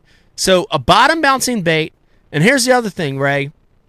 Fish areas that have less current than the main flow or no current. And that's really, really key, whether it's a tidal river or a natural river, is those fish in the cold water periods, they do not want to battle that current. In the summer, bro, they want it. In the summer, that's where you want to be. But in the winter, get away from that heavy flow. You want areas that have more limited flow or no flow. So coves, marinas, backwaters, creeks that have a slight flow, a limited flow to them. They're the kind of areas you want to focus on. Get away from the heavy current, fish in the dead spots, fish more in the eddies. You're going to catch some fish. Well, of course I agree. And I've been fishing rivers this winter, right? I've been fishing every week, and the lipless bait has dominated my catch out on the river systems in water temperatures down to the upper 30s to mid 40s. That has overwhelmingly been dominant. But you know what, Mike, and I think you'll appreciate this. Heavy domination. I was fishing around the guys from the club. Tim, Brian's not paying attention. What's the club we just had? I don't know why I couldn't remember the name. 5 Alive, biggest club in New Jersey, probably the biggest club in the country. But I saw Tim and his guys, and it looked like they were throwing the micro jig. Mike. You know they were. And they were it was little tiny small profile They bait. whispered it in my ear. That's exactly what they were And throwing. they were very effective at catching fish as well. And a hair jig has always been a great choice, but I like a moving bait. And then you want something that you can get slow and on the habitat with. Two really great choices, but real quick, I gotta Mike, try are this you micro surprised jig. Pete's catching them out there on a lipless? I'm not surprised. I mean, I would say I'm surprised. Because there's no grass and it's well, that's the thing. The thing I would say I'm surprised. I'm not surprised at the bait choice. I'm surprised at the ability of Pete to fish it through the stuff. You know what I mean? So, and I know we talked off camera a little bit about it, but through what stuff?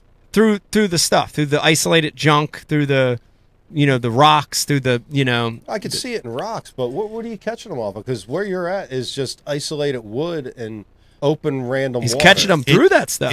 It's impacting the wood. Okay. It's in and amongst the rock too. There's a lot of rock and gravel through there. And here's the deal: the big fish, the biggest fish that I caught on my last trip, and several of these fish that we've caught, Mike, and this is interesting, right at the boat. Wow. Right at the boat. Like, we're pulling them out of the shallow cover, we're pulling them up, and we're getting those strikes with 10 feet of line out. You're up off the bottom at that point, but they're following it in, or they're coming up off the break. That just doesn't seem to be a thing they do out there. That kind of freaks me out. Yeah, well, they're doing it, and the reason why I say it, it's like half of our bites have come that way. The other half, what's your water temp? The other half are within the first crank. They're on it already. What was your water temp? They're 40 to 42 degrees. There you go. Sorry, Rich is ready, man. He's ready to get after it. But the 42. Yeah, I think it was 41 and change up to 42 by the time we got done. That was the water temperature on my last trip. And they're chasing. And completely committing. And this is interesting.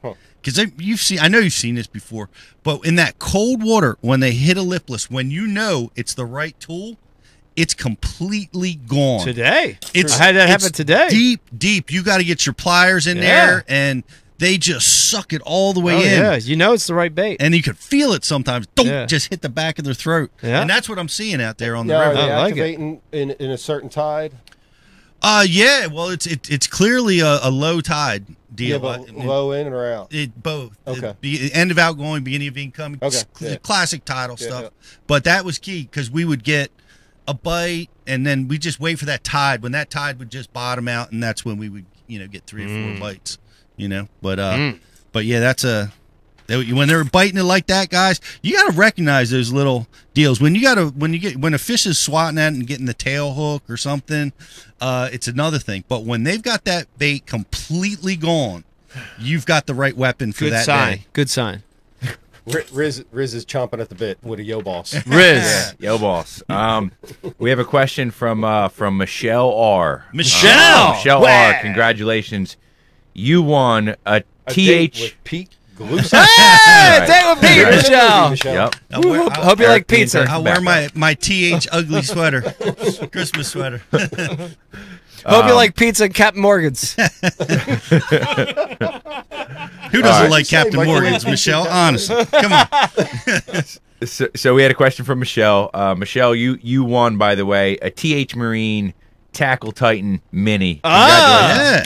Tackle Titan. And her question is, does storing your tackle in a boat in an unheated garage ruin your tackle? And I'm assuming she's referring to in the wintertime specifically. So the question is, tackle in an unheated boat.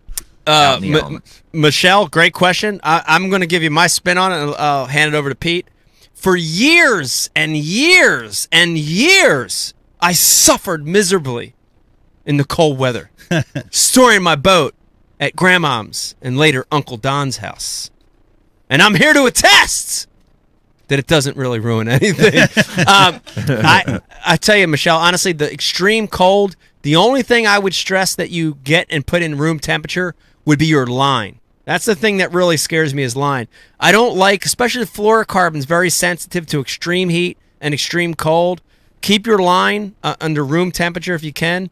The rest of the stuff, you're okay. I've even had gulp freeze in super cold temperatures, unfreezes still seems okay.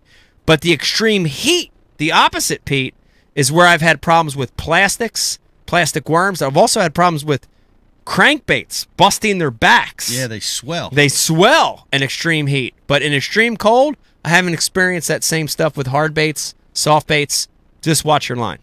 And, you know, the other thing that I battle all the time, because I'm outside, I keep my boat outside still, and moisture is critical. So when you're storing, you're going to store Look your at that boat. box right there, Michelle. That's as good as it gets right there. A Flambeau box. It's got these super tight, airtight locks on it. And then here's the deal. Brian the Carpenter, can you see that? It's got a gasket that runs all the way around that lid, and that keeps it watertight. Keeps all that moisture out of there. And that blue stuff, and you got the Z got it in this You box. got the Z rust. You got the Z rust. Even on boxes that you don't need. This box happens to be an open box where there's no trays. A lot of times, what I'll do is every one of these right here has Z rust in it, and even in a box that doesn't have that, I'll throw that in there. Let me throw one last tip out here for Michelle. You ready for this, Brian the Carpenter? This one came from Johnny Cruz. So if Johnny Cruz is watching, I'm giving away so many of the guy's secrets tonight. It's so bad, but it's BU. Yeah, I noticed you're giving away everybody else's secrets. I know. Well, I learn them from other people. I don't learn all this shit myself. I learned if I watch it. John Cruz, a couple years ago, told me this trick. Brian, you'll love this one. You can buy in bulk, and you can buy them from like a Staples or like all the office supply houses. The little silicone packs. Yeah. Did you ever get you get a package in the mail and it's got those little silicone packs? You can buy them in bulk. Johnny Cruz throws one in every box, and if any moisture gets in there, it sort of sucks to that silicone pack and keeps it off your baits. Man. It's a real good tip, especially for the guys using the off-brand like Plano. Or Bass Mafia. Game on. And I deal with moisture a lot. I'll tell you another tip. He deals with moisture a lot. What kind of commercial we about to do here, Wetness. Pete? So does Brian. Can I talk on my show here, No, please? but hold on a second. Yo, Pete, did you see the pilot yet for the boat build? There it goes. Brian the Carpenter. Hey, you asshole, you two a-holes, you got to let me do it before you rip me to shreds. Flash to the scarecrow. All right. You're live. Hey, I want to recommend that you guys watch Brian the Carpenter's boat build, and you get Magic Eraser sponge and keep that with you, because water, it's going to find its way into some stuff and you'll get rust and it'll scar or stain your lure. And you try to wash that off with just soap and water or Dawn, it doesn't do the trick. But a Magic Eraser will bring that bait back to showroom. Okay. So you got it. Just get a pack of them. That's actually throw them in a boat, man. That's a great tip. It's a really great tip. It's a really good deal. But Buckets for days. Brian, I want to think about taking a break. Yeah. And we'll address Mike and the rest of everybody's shenanigans on break. Exactly. We'll address all that stuff. Okay. And we're going to come back and we're going to give away some of the big stuff. Dude, we've still got that Rapala tournament grade scale there. We've got that WeGo charging unit. And we got a Flambeau tackle box out here. We got a lot of great stuff for you guys.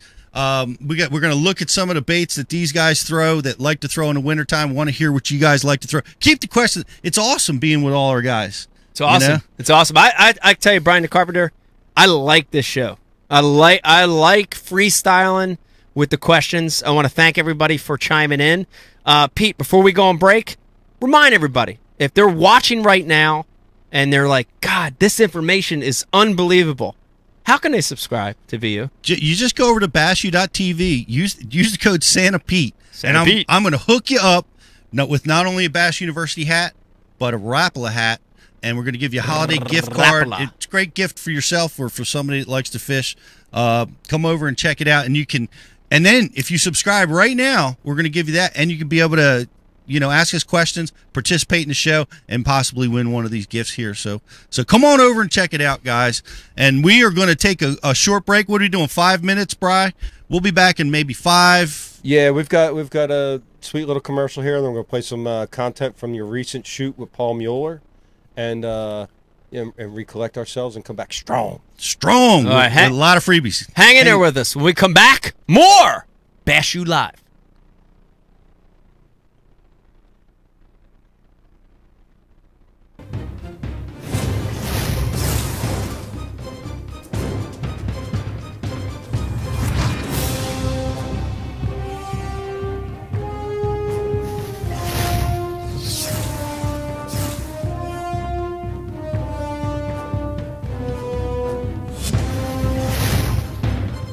Gerald Swindle, Bash You TV.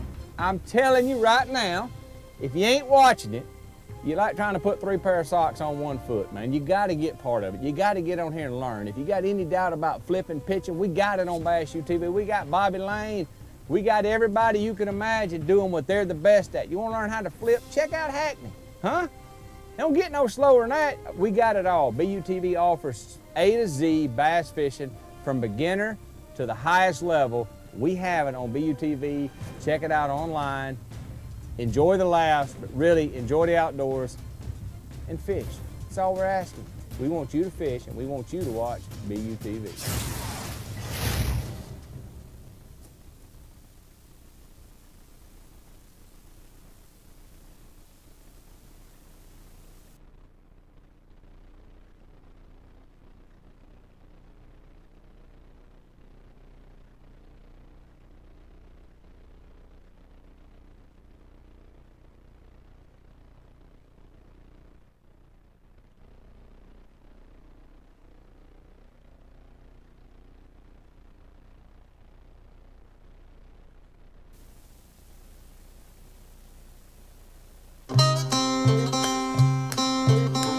Hey guys, Paul Mueller, Bassmaster Elite Pro with Bass University. Today I want to tell you about one of my favorite techniques, which is fishing a finesse swim bait in cold water. I love to fish in the cold. I'm one of those guys that push the envelope and I'm out here freezing until the ice comes on the lake.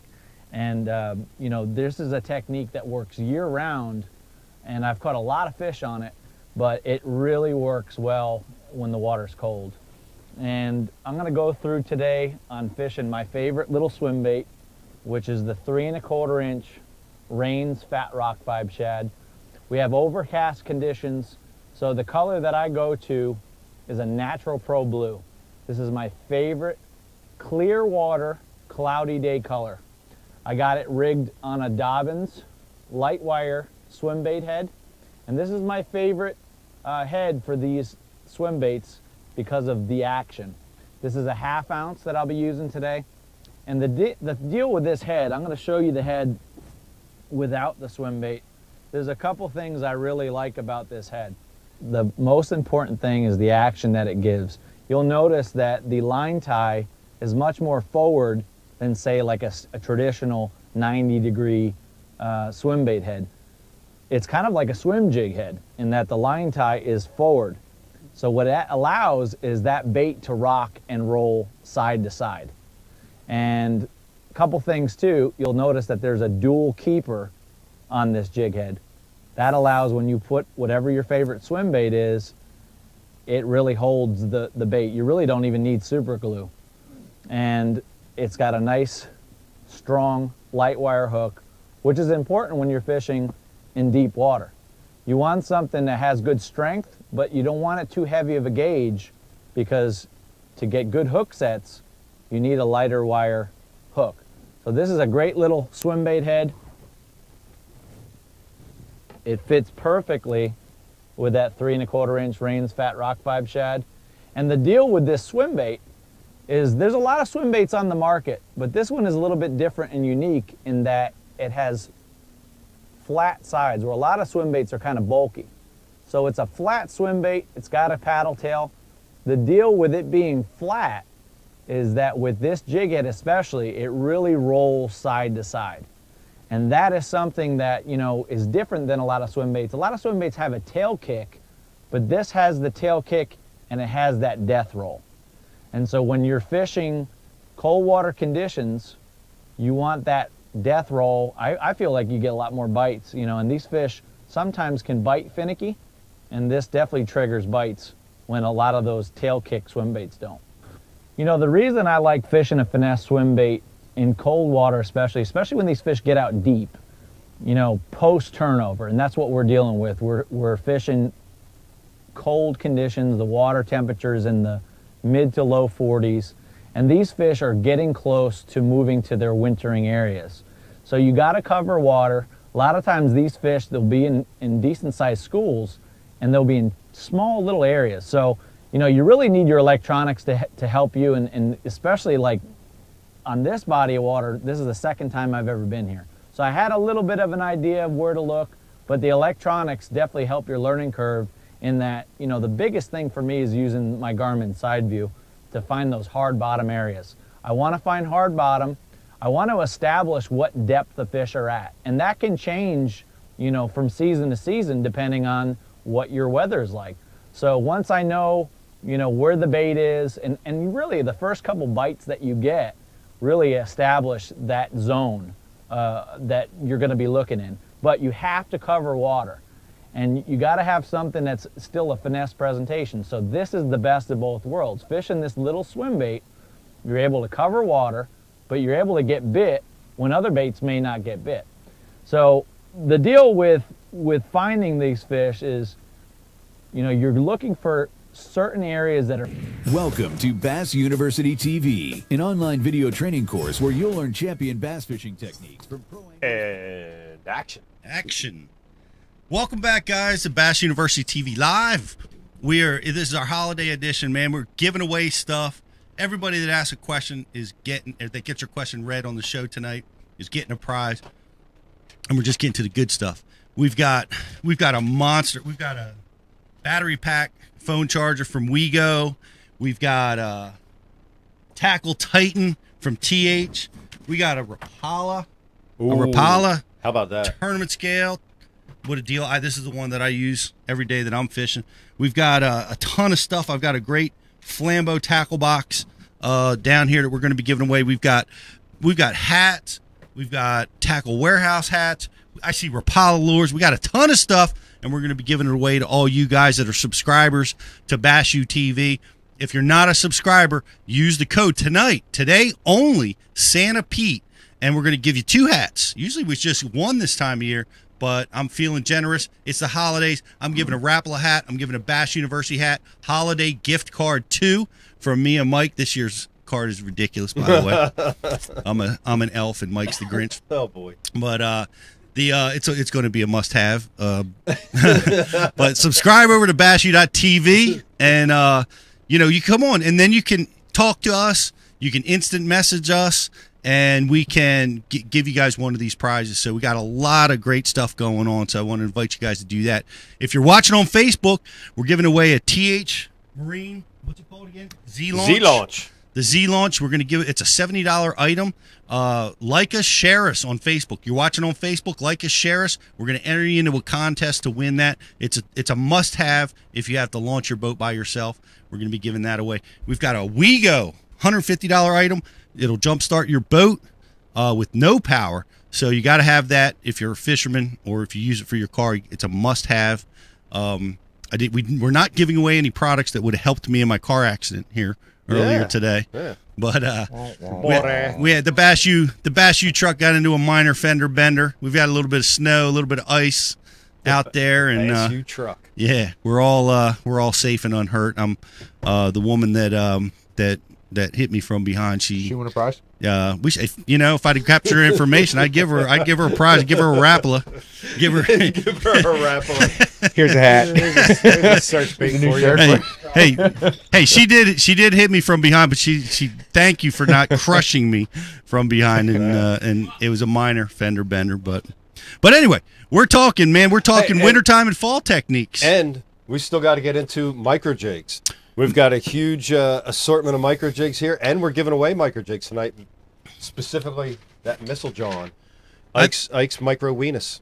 The Micro Weenus. Right, Mike? Yeah.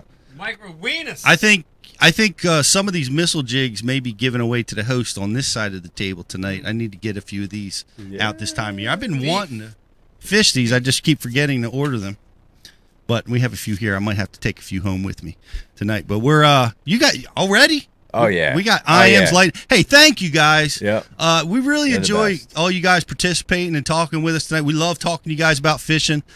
Keep the questions coming. That's what we're here for. This show is for you guys, and we love giving you guys all this stuff. So what do we got? So this question's from Jeremy. It's a question about something kind of like a jig. What's the coldest water you've ever thrown a buzzbait in? And Jeremy, thank you for your question. You just won a WeGo 5200. Woo! So send in your info, Whoa. Jeremy. That's a nice item. Where's that item? Do you got that item back there? No, that's not the Big John. Nah, where's that There's at? one Do you on have the table. There was one There on was the table. one on the table. It's not on the Somebody table stole anymore. it already. Yep, it's already gone. Well, we're going to send you that one. But I remember fishing the Winter League here with Eric Woodward. Shout out to Woody. Woody! I remember he threw a buzzbait in like 40, 30 degree water all day long. Wow. At Parvin. Did he get a bite? I don't think so. Oh, okay. Did he catch him? No. But he had caught him and won on that technique. A buzzbait in the middle of winter and just commit to it the entire time. Yeah, I've seen Parvin tournaments won with a spook before, a walking bait in under real cold conditions. But my answer to that is honestly with a buzzbait, because of the fact that a buzzbait you have to keep moving, right? You know, a stick bait, popper, some of the other top waters, you can fish a lot slower and it stays on the surface. Those to me have more of a scope with water temperature. But a buzzbait for me is low 50s. Once it gets outside of that low 50s, I would say 50 degrees would be my mark to where I put down the buzzbait. I don't stop thinking about top water, but the buzzbait for me gets put away when it gets below 50. But I can think of a lot of tournaments on Rapalpo creeks. I remember some late November trips on Rapalpo Creek where the hunters are shooting at you and you're still catching them on a buzzbait in the low 50s. Yep. Well, I will say this, and I don't live in the South. I remember that. Yep. I was there for that. Absolutely. Yep. Shallow water. Shallow water.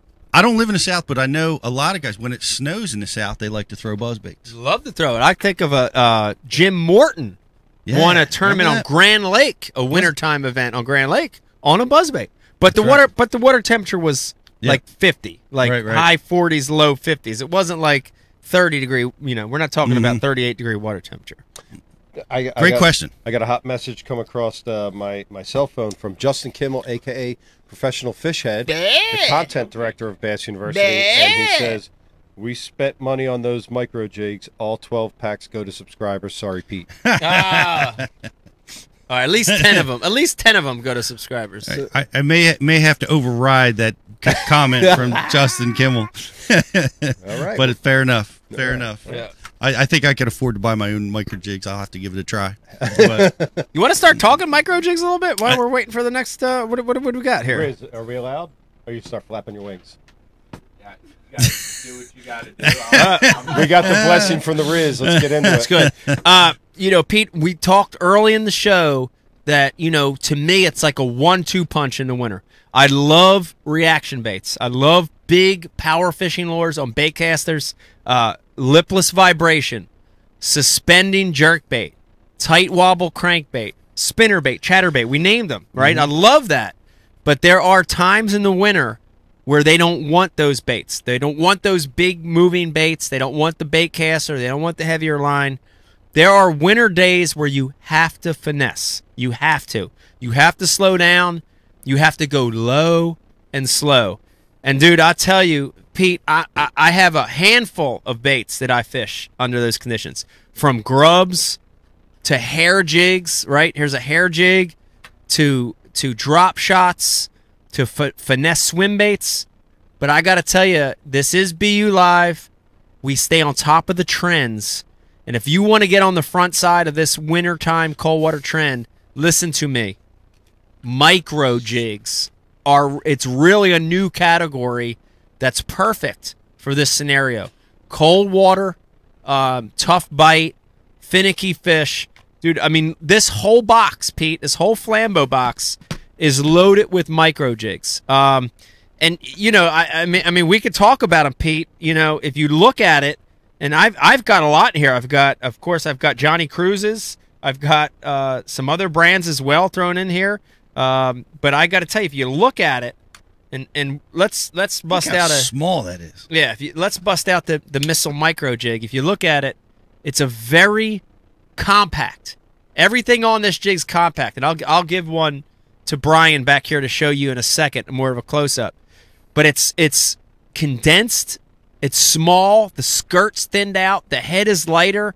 We're going to put trailers on this thing that are minimal action trailers in cold water, right?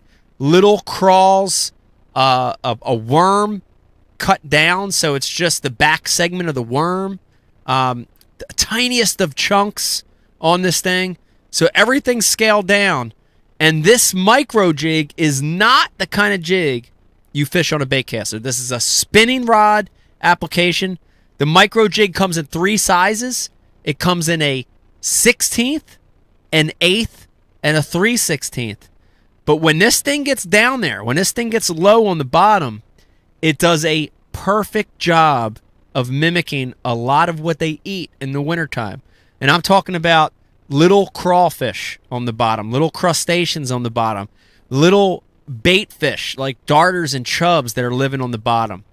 But Brian the Carpenter, I want to let everybody know, and I'm going to tell the story that goes back to my ute way back when in Top Rod Bassmaster days. I'll never forget this. We had a late tournament that year, and I want to say it was like it was either a December tournament, or it was like a February tournament where it was wintertime pattern and we were starting the season early. We were on a lake called Wilson's Lake, and Cedar Water Lake, typical South Jersey lake, deep water is about 7-8 feet, and everybody else is rattle trapping and square billing. I remember this, dude, like it was yesterday. And I fished a little tiny jig. And at the time, it wasn't this. It was a similar jig, but a little tiny black jig. Small, almost crappie black jig. And I caught a limit that weighed like 6 pounds and won the tournament. You know, 10 guys or whatever we had. And I remember, Brian, we were at the ramp at Wilson's, and we were the Coleman crawdads, we would pump out our live wells. We'd get these manual pumps. We'd hook the alligator clips up, and you'd pump out your wells, and they're just Rubbermaid totes, you know, so you're pumping it out. And when I got to the bottom, Pete, there were black larvae all over the place that the fish had spit out, like Hilgramite-looking little bugs and nymphs. And, dude, fish in the winter love to feed on the bottom. I said it earlier in the show, but they love to live on the bottom, feed on the bottom. And when they're biting them little bugs and little crawfish, dude, that's hard to beat right there. That little micro jig is hard to beat. It's an easy meal. It's something non-threatening, and it's something that's natural. In the winter, a lot of times they're just taking what they can get, right? They're taking advantage of what's available. And if it's a little crawl or a bug or a tiny little chub living on the bottom, they're going to suck it in. And that's why this micro jig category is so good. Hey, Mike, what size is that micro jig? This one I've got right here is an 1/8 ounce. I love this middle size. The 3/16 to me, I'll go to that when I'm in deep water and wind. The 16th, I'll go to in shallower water when it's dead calm. But the versatility of the 1/8 to me is unbelievable. Here's the other thing, too, I want to mention, Pete, about the micro jig. There's so much talk lately about the Ned. What you get in the micro jig is you get that Ned type action, right, with something that is even more subtle to me and even lower to the bottom. And when you pause it, that's the key with a micro jig. When you pause that Ned just sits there. But when you pause a micro jig, that little fine cut skirt just starts to flare. And it's too much for those fish to take in the cold water period. They love it. I'm surprised how well it comes through cover. I've messed around with it a little bit, and I'm throwing it on 6-pound line on a spinning rod. And our boy James Riley took me to one of his little wintering holes. I was throwing it in pads and just working it through. Yeah. And grass, dying hydrilla, things like that. I mean, it's so light that it just works through. It's got a little weed guard. It comes in that. Missiles comes in that pack. The weed guard comes detached. It comes separate. It does. It comes without the weed guard in there, and a little dab of super glue or what have you. Little dab of Gorilla Glue, super glue, epoxy, whatever your favorite sealant is. Here's the reason, and me and John Cruz and I really thought about this. First of all, 2 jigs for $6. You're not going to beat that price anywhere. But the reason we left the guard off is that Ned rig analogy.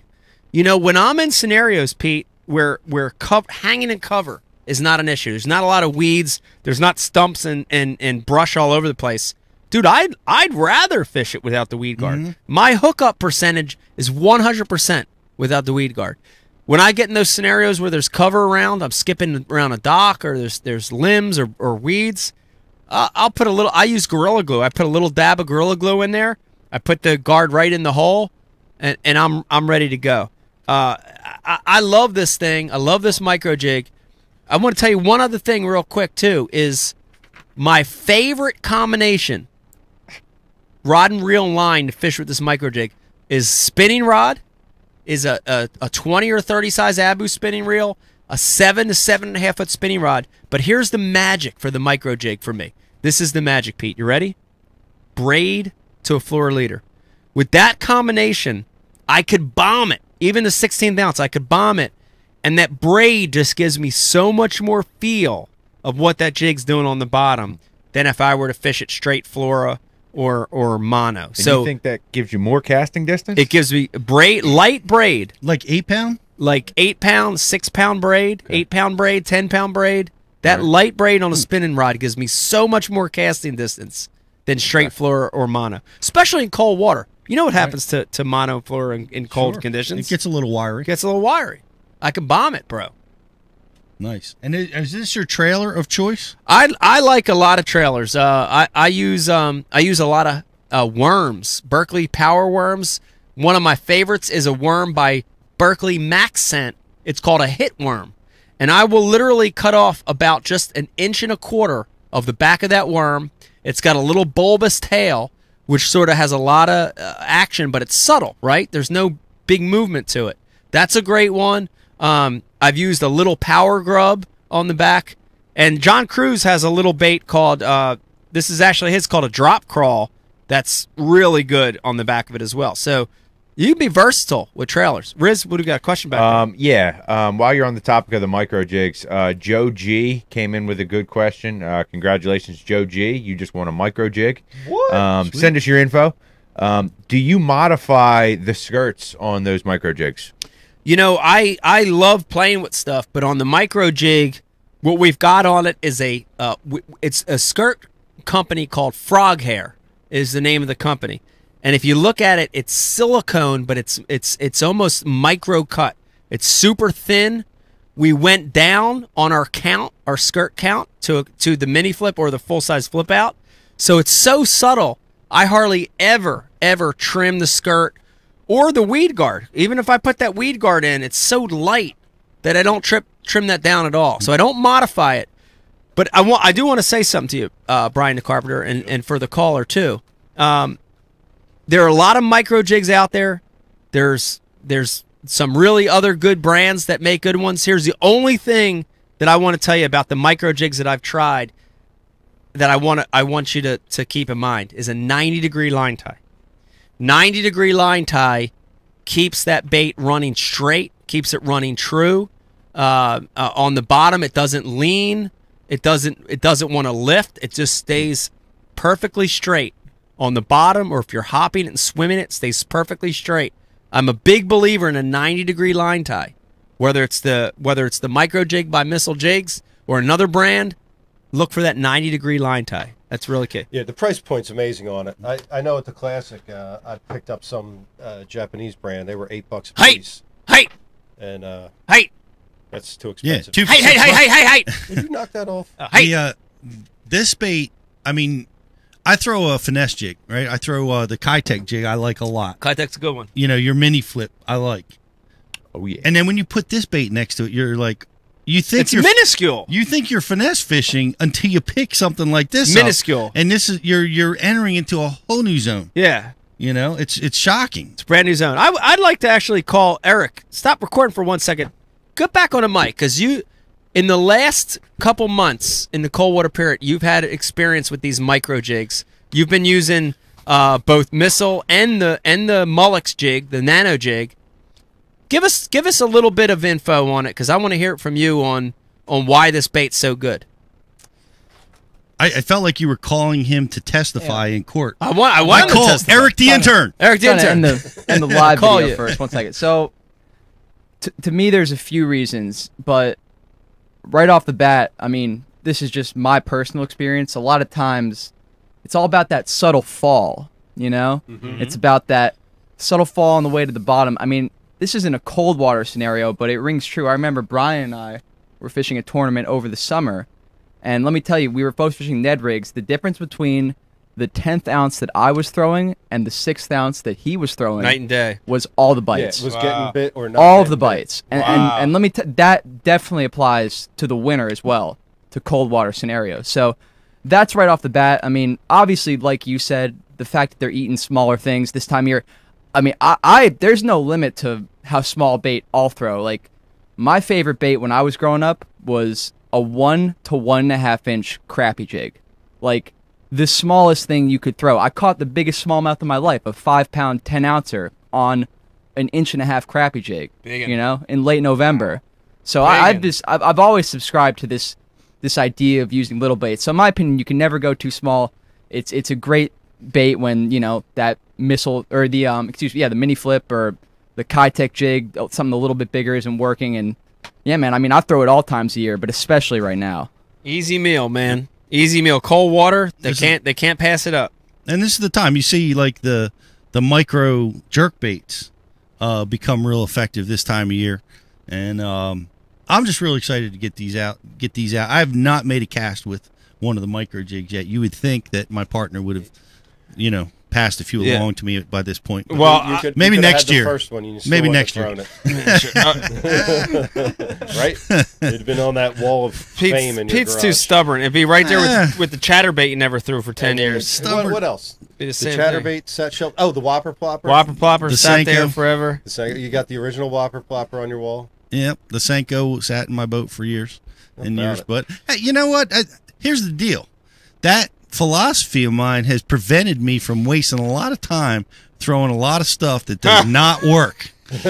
Right? And No, I got you know, there's a lot of stuff out there designed to catch fishermen, and I'm wise enough to avoid it. I'm on to you guys. You know, I'm come on to on. you, bro. You know, you hear the doc talk, and you just learn to just, you know, but when something starts proving itself, it takes me a little bit longer sometimes. But boy, when I get my teeth sunk into it, I really like it. What do you got there, Riz? Oh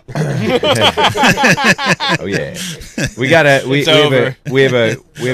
a question from Will Selby. Congratulations, Will! You won a Brand Under new Armour- Bass Cat boat. Yeah, Will, you won an Under Armour hat with the Bass University logo on the Yeah. hat. It's a sweet hat. That's a great hat. And Will's question is there one size line that works best for all of the sizes of the micro jig? Ooh, that's the tough one. I can tell you, I'll step up and answer this. There's never any one line size that you could uniformly say is the only one that works. But again, I'll go back and mention what I mentioned, which is, let me put it at, for me, I'd say 75 or 80% of the time, I like light braid to a light fluoro leader. So 10-pound braid to an 8-pound fluoro leader. Too heavy. 8-pound braid to a 6-pound fluoro leader. Or even real light braid, 6-pound braid to a 4-pound leader. In that range. A few weeks ago, I took a trip with my uncle to a local lake, and I caught 3 or 4 really nice ones on the micro jig. And I was using the 10-pound braid. It's a Berkeley Trilene X9. It's their new braid, really nice, 10-pound, to an 8-pound Berkeley Trilene 100% fluorocarbon leader. And that combination for me was perfect for this bait. Throwing it on a 7.4 medium action spinning You don't rod. feel 8 was a little heavy for it? You know, in that scenario, that when we hit the lake, they had just had all that rain, so it was high, it was dirty. Okay. I think I was okay. Yeah. As that water gets clear, like the stuff that you guys are fishing up north, I think I'd go even lower on the floor leader. I just feel the freeness of flow of the bait is just it's just gonna fall right at 6. It'll fall right at 6. I agree. Yeah, I feel 8's just a little bit too stiff for it. can be. Yeah, Can be. But yeah, I got you. Hot little bait. We got somebody up next, Rich. Yeah. Matt Wee came in with a question. Hey! And Matt, you're gonna win a micro jig. Give him 2 micro jigs, 3 micro jigs for that comment. Well, I just said height. I said yes. That's yes. Matt Wee came in and Don't do it. he wants to know: is there ever a circumstance when you're gonna trim the weed guard off of your micro jig? We just Yeah, discussed no, we that a little discussed bit. that, but yes, if you're using a micro jig that already has the weed guard in it, absolutely. In situations where there's little to no cover, right? Gravel flat, a mud bank, there's nothing to snag on. You should trim that weed guard off. If it's the missile micro jig, you get 2 jigs in a pack. They don't have the weed guard on it until you put it in, so leave it without it. That's genius. Yeah, the minute you start getting that cover there, Matt, you know, you start getting weeds, stumps, brush, put that little guard on there. You know, it's going to help you come through that stuff. But whenever I can fish it without it, that's the way I want to fish it because it's a 100% hookup ratio. Yeah. Yep. Big time. I agree. By the way, here's that battery pack that somebody previously won. It was sitting right here in front. But no, the micro jig I'm fascinated with it. I can't wait to get it out there on the water. Hopefully we get a few more good wintertime days where we can get out and fish it before this ice comes. Our boy, our buddy Keith Cowan caught his PB 3-4 years ago on a little tiny jig. Is that right? 9-pounder. Yep. What lake was that? Shaw's Mill. Is that what we're going with? Wow. Same lake I caught my big one. Was it actually 20 Shaw's something Mill? years ago. Yeah. Oh, I thought it was Davis Mill he caught that big No, one. that was a Shaw's. Shaw's. Wow. It's It crazy. don't matter, Keith. Shout out to Keith. You ain't been back since. Nah. It don't Oh, matter. what's that? Oh, Eric. We couldn't think of the name of that little place. It was Shepherd's Mill. Oh, Shepherd's Mill. Yeah. That's the one we were talking about that today. Yeah. Shepherd's Mill. Shepherd's Mill. There's also that. Shepherd's Mill. Well, hey, we're going to be at the Garden State Outdoor Show. The Bass University is going to be there this year, so you want to come by and check us out. And I just want to give a shout out to the folks at the USO we're going to be donating some annual subscriptions for the USO raffle. Nick Albano does such an amazing job representing them and promoting them, and we want to help out wherever we can. So there's an auction on Saturday at noon, and there's a pile of stuff. If you're a bass head, get to that show. Come on, check it out. At noon, there's going to be a giant raffle, and of course, Bass University will be there all weekend. And you guys can get tickets right now at thebassuniversity.com. So true. Pete, real quick, I want everybody to know this has been amazing. You know, we've been on here not quite 2 hours. We're flushing out so many good pieces of information about cold water fishing, little tips, little tricks. This is a tidbit of what you get as a BU subscriber, right? This is like just the tip of the iceberg right here, right? Well, you just absolutely. You're going to see us here live every month through 2019. Yes. And this is what you get for being a subscriber. You get the instant message in. We got prizes at every show for all of our subscribers. What else are we going to be delivering this year? We're going to be live on the water. We're going to be streaming live all over the country. We start in a couple weeks with JT Kenny down in Florida.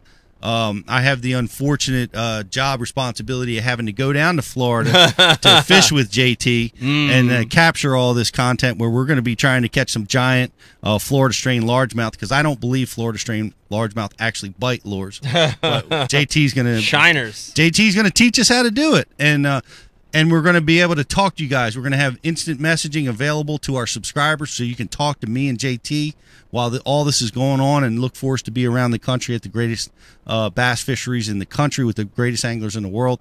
And not to mention, we've got 450 seminars yes, on every single topic that there is. Yes. And we launched 3 new seminars a week. Yes, and I really want to chime in real quick, and we can keep going, but what Pete just said is so key to what you get as a BUTV subscriber. I mean, you can literally, Pete, if you've got a thought, a topic, something you always wanted to know about, you just put it in the search engine, right? Take you wherever you need to go. Carolina rigging, drop shotting, punch shotting, spy baiting, and any of these things, frogging. If you've got a question, if you want to get better at one of those things, type it in the search bar, and guess what comes up? Multiple videos, on the waters, seminars, all this content where you can get better. BUTV, it's all about getting better. It's all about learning. Become a subscriber. Give it a try. What's that promotion right now, Pete, going on? Santa Pete. Santa Pete. Use the promo code Santa Pete. We're going to give you 2 hats for free. Beautiful BU hat, beautiful Rapala hat.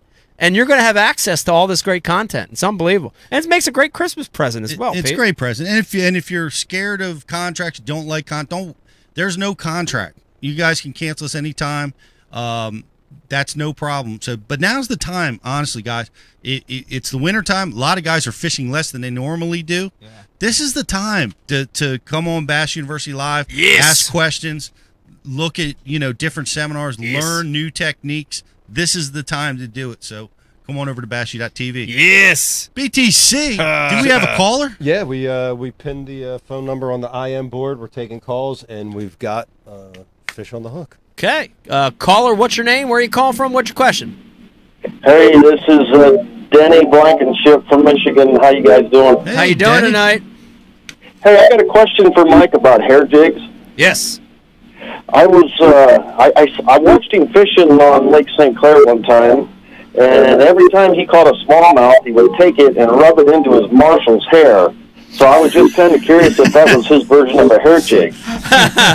I know exactly what you're talking about. I'm gonna give you 2 answers to this question. First answer is yes, I did rub it into his hair. That particular marshal had the most lovely locks of any any marshal I've ever drawn. I mean, I'm telling you, it was straight up 80s hair metal locks. And I loved it, and especially now that yes, I haven't cut my hair since. Oh, it's you! Hey! How are you, man? I tell you, your hair is magical. I'm so glad I rubbed it into that hair. Getting older as my bald spot continues to grow, I envy your hair. I really lust for your hair. But the second part of that question, and I do want to answer it a little seriously, is hair jigs are phenomenal, Pete, in the cold water period. And there are 2 distinct types that I fish. I fish a traditional small marabou hair jig, and I'll fish that at the bottom. I've had some unbelievable days, just like fishing a micro jig on the bottom with traditional hair. But I also have this custom hair jig that I fish. Shout out to Chris Delfonso, Gorilla Back Jigs, if you're watching right now. He makes me a synthetic hair jig with long hackle, and I'm talking about 3 to 6 inch hackle, about 4 to 5 inch hackle in most of them, and it's all synthetic on a light head, on a 16th, a 3/16, an 1/8, and that synthetic is so buoyant, Pete. I fish it like a suspending jerkbait. Has a slow float rate. I kind of pop it just like the suspending jerkbait. It's phenomenal winter bait for me, and has been for a lot of years. But hey, man, I'm glad to hear from you. How's everything going with you? Good. It's going great. Just one further question for you on colors with the hair jigs. Have you ever tried, for the smallmouth, have you tried a black in color for the hair jigs? Yeah, I color on hair jigs, I'll be honest with you, I also keep it very, very simple. If I were to have my hair jig box here, it's going to look a lot like my vibration bait box. You're going to see 3 or 4 basic colors, and I'll give them to you in order of importance for me. You're going to see a black one, absolute #1 color for me in a hair jig. I love black, especially on the ones that I'm fishing slow toward the bottom. you're going to see a white one. And I love the white, especially when they're feeding on bait and when I'm fishing that synthetic model a little bit higher up off the bottom. I carry brown with me, especially when they're on that crawfish kind of bite. And then the last one is I'll carry something with yellow or chartreuse in it to really imitate those little perch, those bluegill. So I don't go crazy, man. I know there's a lot of color hair jigs out there, but black, white, brown, and something with some yellow or chartreuse in it, you're good to go. Well, hey, you guys have a great evening. I really love the show, and happy holidays to y'all. You too. Happy holidays. Good, great hearing from you. Happy holidays, Denny. Stay on the line so we can get your information. BTC will capture your information so we can send you something amazing. What are we going to send them, Rich? I think micro jig and something else. This is a dual package. Yep. This is a dual package. Two prizes. And a Rapala ripstick. Awesome. Yes. Thank you, guys. And thank you for subscribing, Denny. And please take a selfie of your wonderful locks. Yes, please. And text it to us so we can show it here on the show. Yes, I miss your hair. I miss it. I can. I'll send it to Brian on Messenger. He can have you take a good look at it. Yes. That's awesome. All right. That's awesome. Thanks for calling, buddy. Happy holidays. He actually has better hair than G. It smelled good. It's wavy. After you soft. rubbed smallmouth in it? Oh, yeah. Rubbed smallmouth in it. I smelled it. Pushed it all up my face. It's great. What do you got, Rich? Please. Please. I got a question Take us somewhere else. I got a question from Wild Bill. Wild Bill! Wild Bill Yes! wants to know. Cheers, Bill. Love you. Do you guys use scent? Specifically, do you use Liquid Mayhem when you're using the micro jig? Congratulations, Wild Bill. You won a Rapala hat and a Rapala brat. Oh! Hat and hat by Rapala. That may be the biggest prize we've given away so far. Hashtag Wild Bill. Shout out to Wild Bill, by the way. Yep. We love you, Bill. Hashtag Wild Bill. What kind of scent you using on that micro jig? Dude, let me tell you, I will give it. I'll give it a broad answer first, which is, Pete. I can't tell you how many times we've talked about this over the years, whether it's Bash U or Ike Live.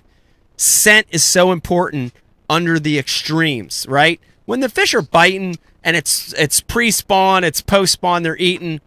I still use it, but you know, when it really, really matters to me is when the fishing's tough, when the fishing sucks. Winter's a great example of that. Dude, you're dying for every extra bite. And those South Jersey winter leagues, dude, it's so hard to get a bite. So you're doing everything else you can do to get a bite. I'm a huge believer in scent when it's tough, especially in the cold water period. So I love Liquid Mayhem. I've been using it now for, almost 5 years. I think it's a great product, especially on baits that aren't scented, right? You know, Berkeley Power Bait, Berkeley Gulp, it's scented. But man, I'm using a rip and wrap. I'm using a vibrating jig, a chatterbait, a lover with something on the back. I want to put the scent on the skirt on these micro jigs. I love it. So I'm a big believer in scent. So whatever scent you use, now's the time. That cold water period is really the time. Anything you can do to get that fish to hold on a little longer, get an extra bite, you want to be doing that in the cold water period. You know what I found? It's interesting you say that. On a smallmouth derby using Gulp products. Yes. I actually put Liquid Mayhem on top of the Gulp. Oh, a double-double. And it had an amazing effect. Wow. On triggering the bites. How about that? Yeah, I just feel like it dissipates into the water. Yeah. It adds to it. And mixes, That's kind of cool. That's very gluttonous, Pete. It was. I like that. It goes together kind of like a Captain and Coke, Heavy glut. Oh, yeah. They mix. I see where you're going with they that. mix. I don't know. Sometimes they mix, and it worked tremendously in that derby. Eric, how's your drink but making that's a abilities? great question. All right. What you got there, BTC? Well, we have a caller on the line. Another caller. But speaking of scent, me and Eric were out this past weekend, and it made a big difference. Right? What I missed? My first three or four bites, and picked up the Mayhem, and it was off to the races. What's the deal here? You're fishing with Eric. Mike's fishing with Eric. Rich is fishing with. That's all. Is that all that Eric For does? the record, Eric and I have never fished together. Pete, when are we going fishing? Yeah, Pete. What's up? What's up? You and Pete, what's up? You and your boy. You don't call none of us? Late baits, northeast. I know that'd be awesome. You know, we gotta get down there before the ice comes. You know, I gotta get down there. But you know, the thing about it is, I really want to do this. I'm now off the waiting list for the Bass Opens, so I'm confirmed into the tournaments.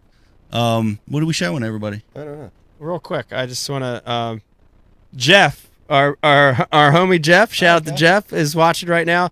Just posted on his Instagram a picture of Pete and I live right now. Awesome. And I just want to say, damn, I'm freaking good looking, man.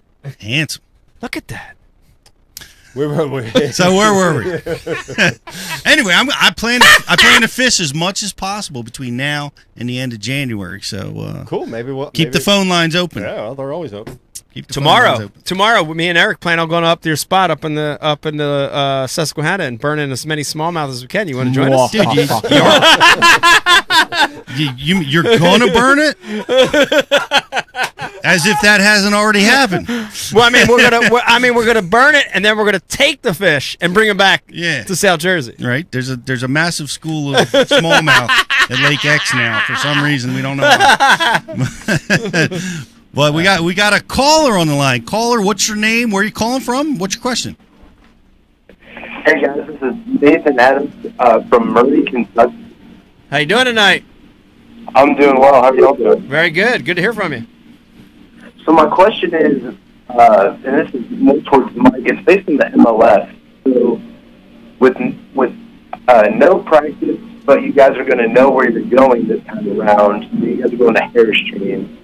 Are you going to prepare for these tournaments differently without those 3 days of practice, and now you just go straight into the tournament? Are you going to approach it differently, or maybe do some research differently on this? Yep, that's a great question, and to answer it, the interesting thing about MLF is the format has changed a little bit now. So we have 8 tour events, we have 4 cups, and 2 championships, and in those 8 tour events, we're actually allowed to practice. So we know where the lake's at. They're giving us 2 full days of practice. So it's a little different than the format you've seen over the last 7 years. Now, the 4 cups is still no practice. We don't know where we're going literally until we drive there that morning. So that's remaining the same. But on these 8 cups, this is a little bit more of the bass style format where research, a little bit of preparation on the front side. I'm going to start thinking about these tournaments at home, writing notes, preparing baits. I'm going to do all that in advance like I would for a bass tournament. But we're limited to 2 full days. The only thing different that's going to change in that event, those tour events for me, is the mindset. Toho is a great example. A mindset in a bass event at Toho is you have to figure out how to catch 4 and 5 pounders. But in a major league fishing event where total number of legal keepers counts, a fish over 1 pound that's 12 inches counts, it really does change your mentality. I'm not great at math, but I can tell you, 32 pounders is a lot better than 5 5-pounders. It's a lot better. And that's that mindset, I'm going to have to change the strategy on how I practice. And, of course, I'd love to catch big ones. You always want to catch big ones. But if I can get to an area on Toho or Kissimmee or Hatch and Hall in Cypress that's loaded with pound to 2 pound, 2.5 pound fish, that's where I'm going to be fishing. What time of year are you going there? We're going to be going there at the end of January, last week of January. So you have spawning fish. Ought to be tons of little males. There'll be a lot of males. You have spawning fish, you have post-spawn fish. You'll have some pre-spawn. They'll be in every phase of the spawn. They'll be shallow. I think for me, that's a good thing for me. My style has always been geared toward numbers of fish, not necessarily big ones. Growing up in Philadelphia, South Jersey area, I think it caters toward my style. I'm excited. I'm excited about the format. Awesome. Great question. I think we've got a prize, right? What do we got? We got something lined up here? What do we got here? Remax Rich. We've got Pete's Captain Coke in a coffee cup. That is a, I don't think we're allowed to ship that through the mail. What are we giving away? I think that's a great question. What are we giving away here for that? Micro jig and a ripstop. A micro jig and a rattle ripstop for that great question. All right, can't complain about that. Hang on the line. We'll get your information and get some gifts. Happy holidays. Hey, thank you guys. Happy holidays. Good luck down there. Thank you. Happy holidays. So Yeah, you're what going do to Florida at Going the to end Florida, of end of January. January. What do you think about that new format? Brian DeCarver, do you like it? Pete Glisick, let me ask you. What do you think about it? I'm just getting exposed to it. I mean, has it been published? Is it out there yet? I mean, it's funny because there's so many things that aren't sort of known about MLF. I don't know. I don't know what the format is. I feel like I'm probably just about one of the last ones to find everything out too, along with everybody else. But yeah, 8 tour events, 2 practice days, Okay. 40 boats per day, never more than 40 boats in a day's field. So you think about, and I don't even know yet the specifics, but if they allow us to fish Toho, Kissimmee, Cypress, and Hatchet Hall with 40 boats, It's like no boats. wow, It's such a small field. it's great. Yeah. It's like It it's like- exposes the fishery. Like every place is new. There's no pressure. No fishing pressure. no fish pressure. You're going to see these places show out like they've never shown out before with such a small field. It's going to be incredible. I can't wait. No, that's awesome. I'll be down there in at the Harris Chain. Harris Chain the week before. It's Yeah, actually the week before. the week I may before. be. I may be there as well. Is that right? Maybe. We're Okay. working on something. We'll see. All right. Hey, it's Mike, possible. Matt Wee wants to know if Hey, is my mic on? It is. Okay, we got Matt you. Wee wants to know if you borrowed that sweatshirt from Mr. Rogers.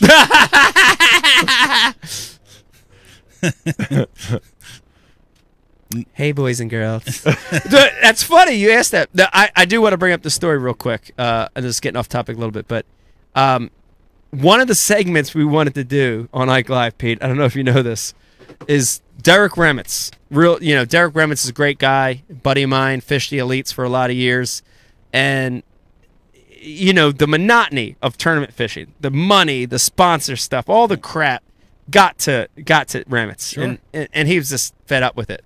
We always wanted to do a segment on Ike Live that was the Mr. Rogers kind of segment, but was with Derek Remitz. As Mr. Rogers? As Mr. Rogers. And he would come on dressed up, tying his shoe, and every show, new Ike Live show, he would address reasons not to fish professionally. I still want to try to get Remitz to do that. He never responded. He when I never offered him responded. that opportunity. Well, we might want to try again. I think times are tough, Brian. opportunity. We might want to throw it at him again. I can't. Hey, boys and girls. Reason number 1. yeah. There's so much Derek could gain from that I'm opportunity. telling you, it's all imagine. good for Derek.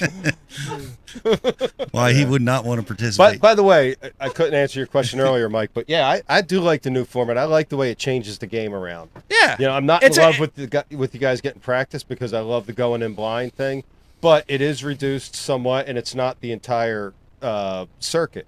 Right. So I'm okay with that, and I like the fact that it changes the event, especially if you're out there and it's spawning season. I mean, I'm sorry, but I can't stand watching guys just pummel the spawners. I just got a problem with it, especially live Pull welling. down for an hour to catch one big and then, fish. and then throwing them in the bucket and driving them 3 hours away.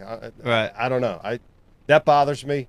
It is what it is. Right. So I like the fact now that it's going to lead people away from harassing the bigger females. Or if they do, in this scenario, you catch it, you weigh it, and it goes back and guards Put it that right bed. back on the nest. Goes right back to the bed. And to the opposing view, I like the idea of the practice because to me that's the funnest part is the strategy, Little the strategy, thought process, thinking about the event. Yeah. What could the patterns possibly be?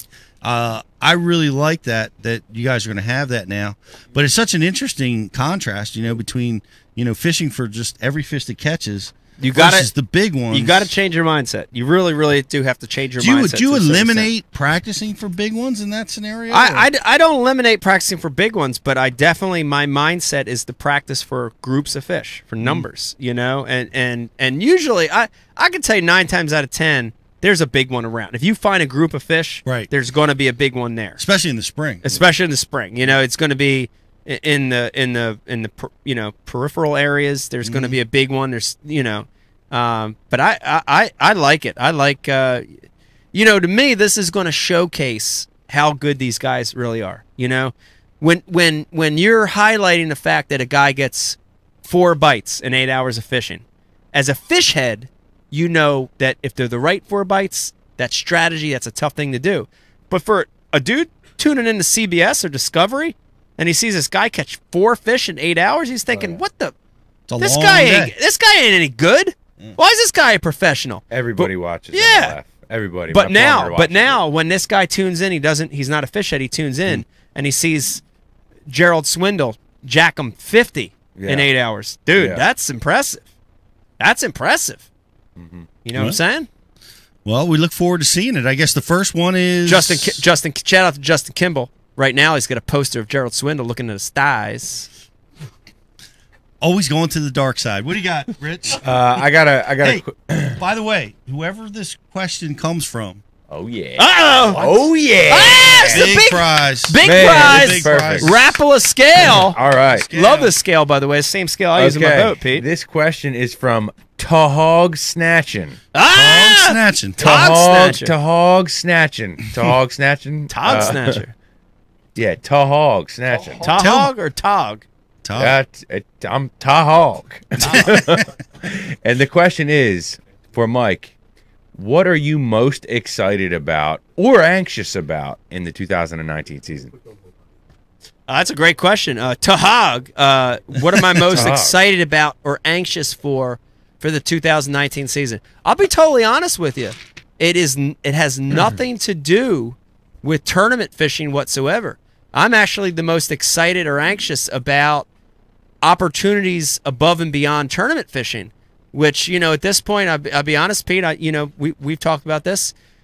Fish My City on Nat Geo Wild, I loved doing it. I fell in love with that. I would love another chance to do it. I don't know if that opportunity is going to be there or not, and if it's not, what else can I do to continue that program or continue that formula? So that's what I'm most anxious about. The tournament fishing, Ike Live, BU, man, that stuff's great. I know that stuff. I'm excited about it, but I'm not anxious about it. I'm anxious about what other opportunities are going to be there, especially in the TV realm. For me in 19. Right. That's an honest answer. Awesome. Well, when are we going to know? I hope it's. I initially they had said that around Thanksgiving we were going to know, and then I took a call on back on Tuesday, and they said it's now going to be more like around Christmas, give or take Christmas time, when I'll get a definite answer. But I'm hopeful. I'm keeping my fingers crossed. I think people liked the show. People enjoyed it. So hopefully, if there's enough feedback, hopefully we'll do a season 2. All right, where should all of our listeners and viewers? What should they write letter to their congressman? Well, that would be the president. That would be great, but I don't expect you to do that. If you're watching tonight and you really did enjoy Fish My City, it's so simple. Just go to Facebook or Twitter and tag Nat Geo Wild at Nat Geo Wild. Use the hashtag Fish My City. And just tell them why you love the show and why you'd like to see another season. That can go really a long way for me at this point. So anybody that's watching has 5 minutes to do that. Appreciate it. Thank you. Awesome. Well, we look forward to scale to that question right there. Great question. Scale. Big prize. BTC, we got a caller? Yep. Caller, what's your name? Where are you calling from? Hello? Hello, we got you. We got you, buddy. What's your name? Where are you calling from? Hey, this is Devin from Detroit, Michigan. D-Town! What's up? How you doing tonight? What's your question? Doing all right. I just want to know, in the winter, does the wind play a factor like it does the rest of the year with where bait are holding? Or are they not feeding on plankton like they did, in the spring and summertime months? It's a great question. You want to take it on, Pete, or you want me to take it? Yeah, I mean, you want? Go ahead. You're ready. Yeah, go ahead. I can tell you this: in the cold water period, to me, wind is less of a factor on where that bait is positioned. Sure. I look for those scenarios we talked about earlier in the show, which is the deepest, most vertical break areas, and that section of the lake you're fishing. That's where the bait tends to be. You talk about fragile bait, right? And there's different kinds of bait depending on where you're at. Fragile bait, like gizzard shad, like threadfin shad, very, very fragile bait. A blueback herring tend to be fragile. So they seek that vertical break areas so they don't die. Literally, cold water, they will die. You've seen, I've been on lakes where alewife and shad are dying when the water temperature in the 30s. They can't tolerate it. So there's fragile forage species, and then there's you talk about Detroit, you've got smelt, you've got yellow perch, you've got gobies, you've got these other species, but even those forage fish, they're more stationary in those deeper water areas. Now, let me throw this other one at you, which is under those times when the fish move up on the breaks. So they're around the deepest, most vertical break areas, but they're in proximity to move shallow when the opportunity comes. So a warm front, warm rain, those situations where they push up a little bit. Under those scenarios, a little wind can go a long way, for sure. Awesome. So I hope that answers your question a little bit. Pete, do you have any? Yeah, well, I got something that I think is really, really key in the winter with respect to wind, because one of the things that happens in the winter is when the wind blows, often it's associated with one of them nasty northern fronts that's jamming 20-degree wind temperatures, cold 30-degree temperatures, and it's stacking cold water on those southern banks. Yeah. Right? So you got to be it's key, I think, to look on the northern sides of a lake, the more protected side, as you get deeper and deeper into the winter. Yep, northeast banks. Yeah, because they're gonna hold stability and warmer water temperatures, and often the bait is going to position themselves there. Good point. Awesome. Thank you, guys. That's a great question. Thanks for calling in. Caller, hang on the line. Brian's going to get your information. We've got a great prize for you.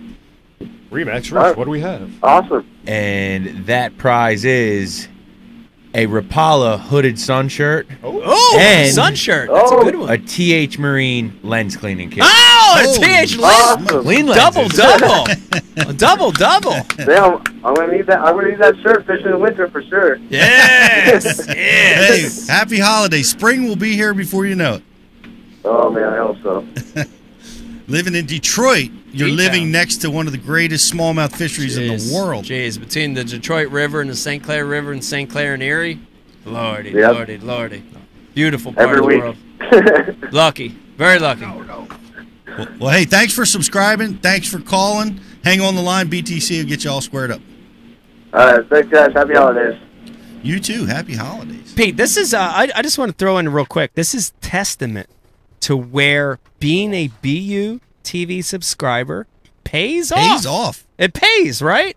We got thousands of people watching tonight right now, watching live. We looked at the numbers, thousands of people watching live, but only the subscribers have a chance to ask these questions and win these great prizes. So incentive for everybody watching that's not a subscriber, incentive to subscribe. Go subscribe right now. We got 2 hats coming your way if you subscribe. And that's not all. And that's not all?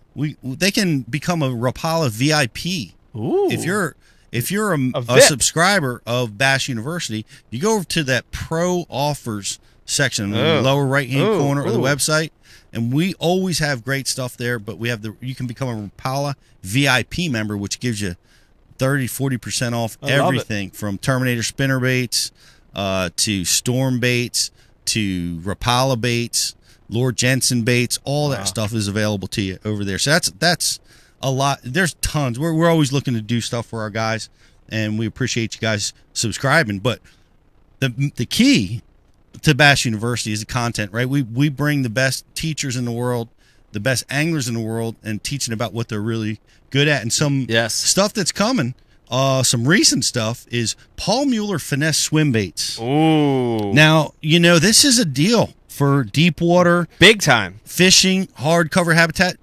slow rolling finesse swim baits. Yes. Triggering big smallmouth, in some cases big largemouth. That is available now on Bass University TV. Love it. This is one of my I favorite. love it. I don't know if you know this one got launched. Peter T. On Carolina. Big Pete. On Carolina rig fishing. His forte. Yeah. What we did. That's his deal, too. What we found are one of our original filmed seminars that we missed. We didn't release it. Wow. And a lot of people Archive. love to throw a Carolina rig, myself included. I'm a big Carolina rig guy for transmission. Not to mention it's helped me win tournaments. Covers water like crazy. That's come on. And Gerald Swindle's love for the sport, love for the game. Little mental side. Yeah. A little mental side of the sport. You guys are all subscribers, but if you guys haven't seen that, you got to go watch that. Gerald is a very passionate angler, very thought-provoking, whether it's in fishing or life.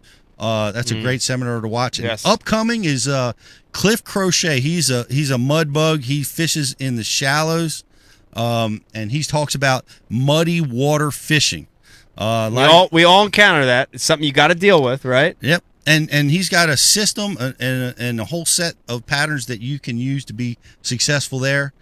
And here's the opposite. Mike McClellan's grinder's approach when conditions get tough. Mike is a big-time angler. He's won a lot of major tournaments. And he is a grinder. That's his style. He can get it done when the bite is stingy and tough. Yes. And you want to learn that because that's going to help you catch fish under any condition. And cold water largemouth, once again, Paul Mueller. We did a lot of filming with him recently, and Paul's very articulate, conveys his message really well, and he's one of the best in the world.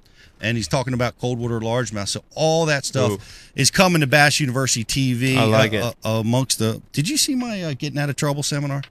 I love that seminar. I did that with Jeff, of course, and I talk about how to get a lure out of a tree. Not that I ever get caught up in a tree. Never. How to get a jig out of the rocks, how to get it out of trees. Pete, that was amazing. The casting in the tree and then, yeah. Oh yeah. I purposefully expect to see lots cast of it edits into from nice. that. Nice. What's that now? Expect to see lots of fun edits from that. Yeah, but it's tough. I mean, everybody gets in those situations, and you can get frustrated. You can break off. You can just make a mess of the situation. But if you try some of those techniques that I teach in that seminar, it'll help you get through the tough stuff, get you out of trouble. We have a question from Steve Wills. Steve Wills, you are the winner of a Tackle Warehouse hat. Yes, Steve Wills. Yep, Tackle Warehouse hat and a brat. And a brat. Hat and a brat. A little square bill crankbait. And his question is, what is your favorite rods for blade baits? Oh, see, that's a good question. That's a great question. I'm going to answer it because I happened to just give one of my rods to Eric the intern the other day, complaining about losing too many fish. Yes, I'm going to give you two of my favorite rods for blade baits, okay? And this is honestly from practical experience over the last 10 years. For casting rod, Pete, for a casting rod, a bigger blade bait on a bait caster, I am a huge fan. Did I say that word right? Huge fan of a 7-foot medium action graphite rod, right? Mm-hmm. I don't want a heavy bulldog rod, but I also don't want a fiberglass parabolic. I want a graphite medium, a 7-foot graphite medium, a shorter rod.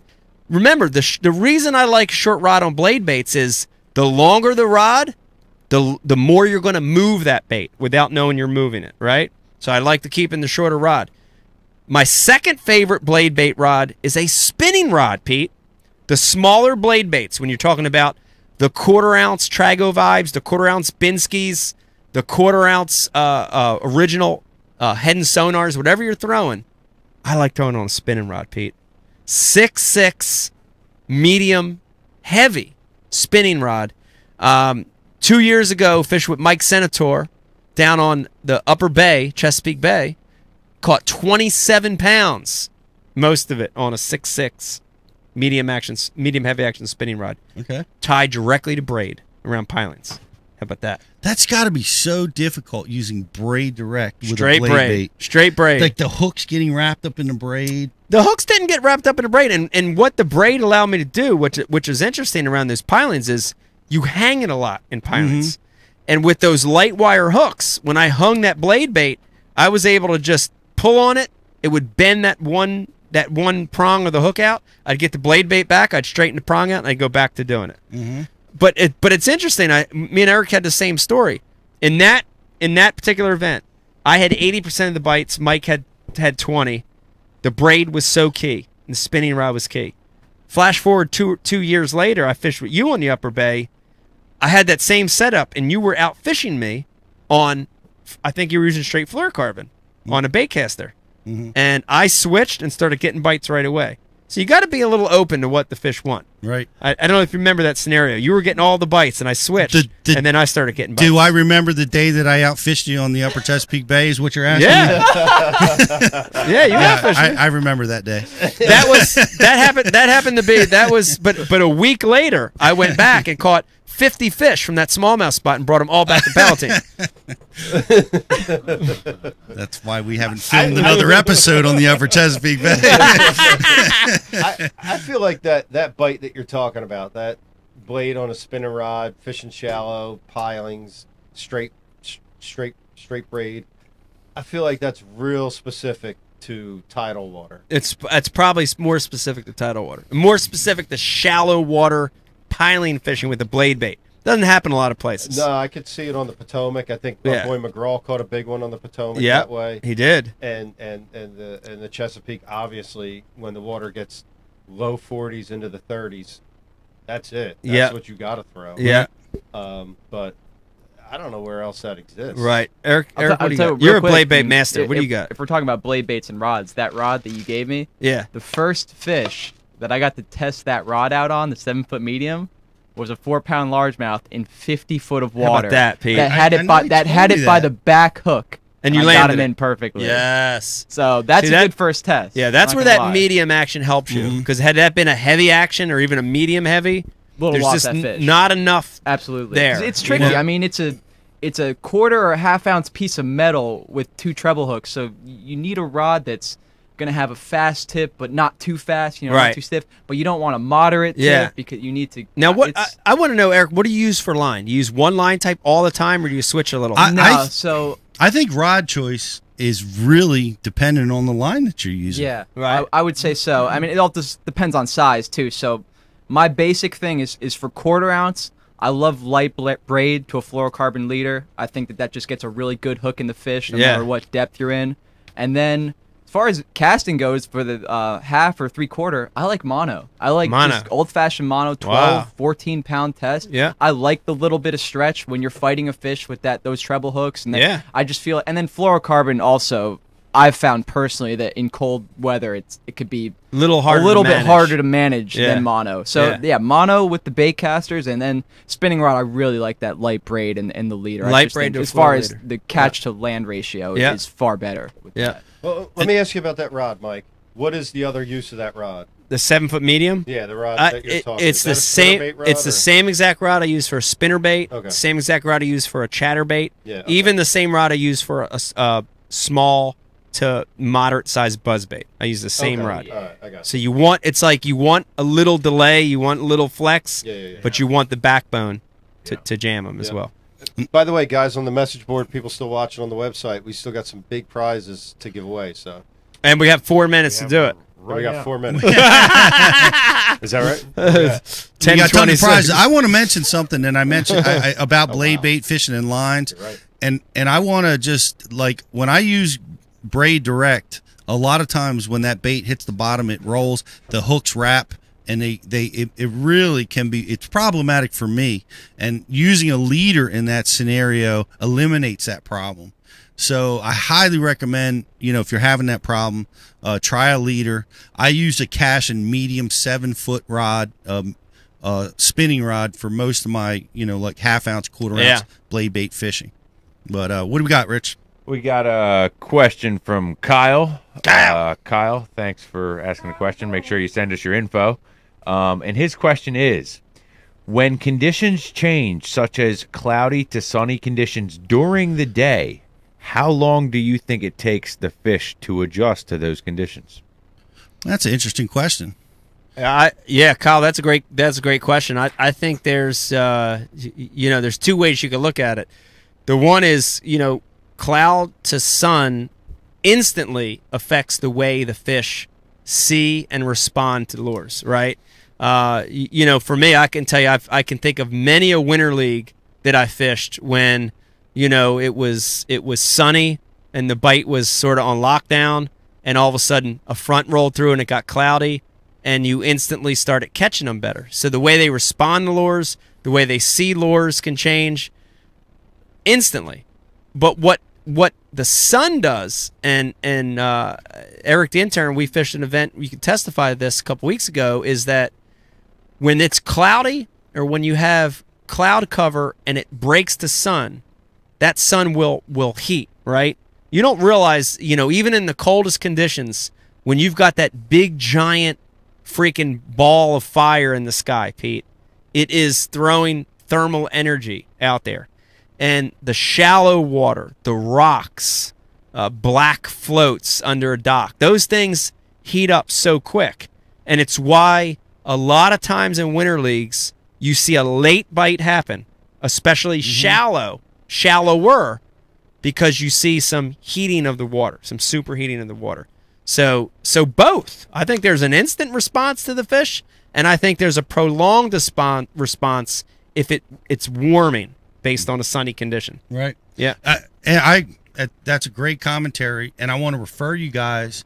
I did a seminar for Bass University TV about adjusting to conditions, where I tackle what happens when the sun pops out on a cloudy day and vice versa. How when the water's clear, it goes to muddy. When it's muddy, and it goes to clear. So you go check that out on Bass University TV. I think it'll be helpful. But it's when those conditions change, I've seen it where you're loading up on the fish, the sun pops out, and everything starts to dissipate. The school gets tight. They disband. The bait fish move. You know, and it can really, you know, change things. I've seen it where when the sun's out, the fish are really tight to the habitat, and the cloud comes, and you get to expand your bait presentations. They loosen up. Spinner baits, chatterbaits, crankbaits start to become effective. You know, so it changes. So sometimes it's slower than others. Sometimes it's real fast. But go check out that seminar on Bass U TV. Great question. Yes. What do you got, Rich? Kyle, congratulations, man, on that most recent shout out to Kyle. Question. You are the winner of our We Go 40. Whoa! Grand prize winner right there. Congratulations. Somewhere deep down in my Kyle, heart. you need to send in your info still, though, so hit us with it, big dog. Yeah, send it in or I'm keeping it. I still love you. Well, you know, I think it's Sorry, Pete. I know. I don't know what you guys are talking about. I'm sorry. I think it's been awesome talking to all our guys, all our subscribers. Oh, it's been great. TV. Dude, this has been a fun show, man. Yeah, it's been awesome. I had a blast. Yep, and we appreciate all you guys being with us. Gave away a ton of stuff. We gave away a ton of stuff. Is there anything else we have left to give away? BTC? We got a ton to give away. I mean, we gave away a lot. There's still the Tackle Titan there. Okay. The heavy duty, which was supposed to go to my boat build. What do you say we take 2 more questions? 2 more questions, and let's wrap it. Let's I like take 2 more questions, guys, and Remax Rich, aka Riz, is gonna pick the winners. We're gonna field 2 more questions. Yes, and then we're gonna pack it in here at Bass University. What do you got, Riz? We got a question from Chris. Chris, make sure you send in your info. Is a small swim bait part of your wintertime tackle? Ooh, 100%. 100%. You're exactly right. It's 100% part of it. A single swim bait, a small finesse swim bait. Bring that back there, Eric. Come grab this real quick. I got you, Mike.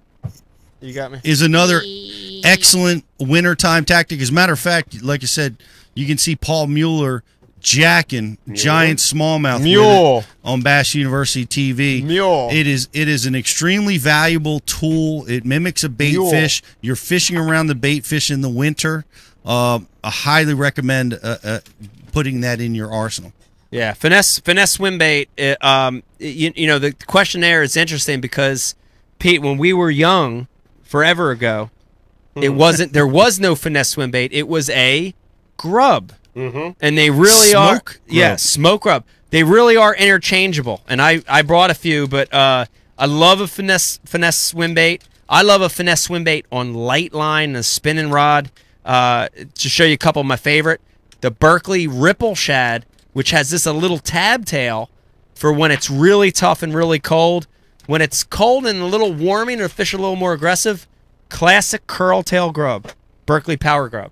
Freaking love it, man. Love it. So, and a Berkeley Power Grub to me is a finesse swim bait. It's really what it is, you know? Right. Finesse swim bait. I remember that's all we used to throw for smallmouth back in the day. Shit, yeah. Rich. And I guess this is our final question. Our final question. Drum roll, Brian Final Carpenter. question. What's he And get? This is from Balsa Cranker. Thank you, Balsa Cranker. He's been with us most of the night. Yes. And now we got a question for him. And Yes. Balsa Cranker, you are going to win a Rapala Brat. Brat! Oh, we got to send him more now. Come We got on, you he's our covered. last guy. We'll send you. and- He gets a send- missile bait. He gets a DT. Yeah. We're gonna put a whole Yeah, pack let's together. get him a missile. Balsa Look at all these Cranker, missile we're going to jigs hook here. you Get up. it ready. But his question is, would you choose a flat-sided crankbait over a regular-sided crankbait this time of year? Oh, Pete, that's a good question. You know, and I love a flat side. I good built question. a flat side for this exact kind of condition in the cold water scenario because it has a different type of wobble. It's a tight wobbling technique, you know. Yes. But it moves a little differently than does a round bait or any other bait. It definitely triggers strikes in cold water. I really like it in the early spring as well. You know, when the fish are really starting to take the spawning areas. There's so many good times a year to fish that bait. But yes, a flat side is absolutely key in cold water scenarios. And I'm throwing it to Mike. What do you think? Key. He agrees. He agrees. I do agree. I do agree. You know, a flat side, that tighter flat side's traditionally associated with a tighter wobble, and I love that. And You got kids to deal with? yeah, you talk about a flat side. We mentioned, Brian, a shad rat. Oh, yeah. That is the quintessential flat side. It's the original flat It's side. the original flat side. So I like a flat side crankbait a little better in cold water scenarios for sure. Absolutely. Yeah, great question. Thanks for bringing that question to us tonight, and thank you everybody for participating in tonight's show. We got a ton of stuff to mail out, and I'm so glad. I hope everybody has a happy holiday. Thank all of you for subscribing and being part of our family, part of our program. I can promise you, we've got a lot more to come. We're continuing to expand and grow and deliver new and better and interesting content with different guys. We have a lot of live stuff coming on the water. I want you guys to check that out. We're going to be doing live training with guys all over the country. That's coming real soon. If you live anywhere near Ohio, Jersey, Oklahoma, or Alabama, come to one of our classes. You can purchase a ticket there at thebassuniversity.com. We've got a great stocking stuffer promotion going on right now for everybody that purchases a ticket right now during the holidays. And of course, hey guys, it's still on. If you haven't subscribed, go check it out. I'm giving out 2 hats today only. Use Santa Pete as the code. Santa Pete gives you 2 hats. I look a little bit like Burl Ives in this sweater. But go watch Rudolph, guys. You'll know what I'm talking about. Eric and Rich, you've never seen that show, okay, I'm sure. I know what you're talking about. But Rudolph. but anyway, thank you everybody for being with us. It's good having you. It's good being having back. you with Dude, us I tonight, had a lot of Mike. fun tonight. I had a lot of fun. I want to thank everybody for tuning in, for watching. Just echo what Pete said. And if you're not a subscriber, this is just a little bit of what you'll get, and you can get it every day at your fingertips by becoming a BU TV subscriber. So subscribe if it's for you, if it's for a friend, if you know somebody that fishes. Pete, this will make a great Christmas present for somebody. It really would. There's really nothing that can help an angler become a better angler. We've really built the best program that we know how to build. So Yeah. I think it makes a great gift. Yeah. Well, thank you, everybody. Great night. Hope everybody has an awesome holiday. BTC, Riz, Eric. Thank you, guys. Thank you, guys. And I hope everybody has a happy holiday, and we will see you guys real soon. Good night from Mr. Rogers.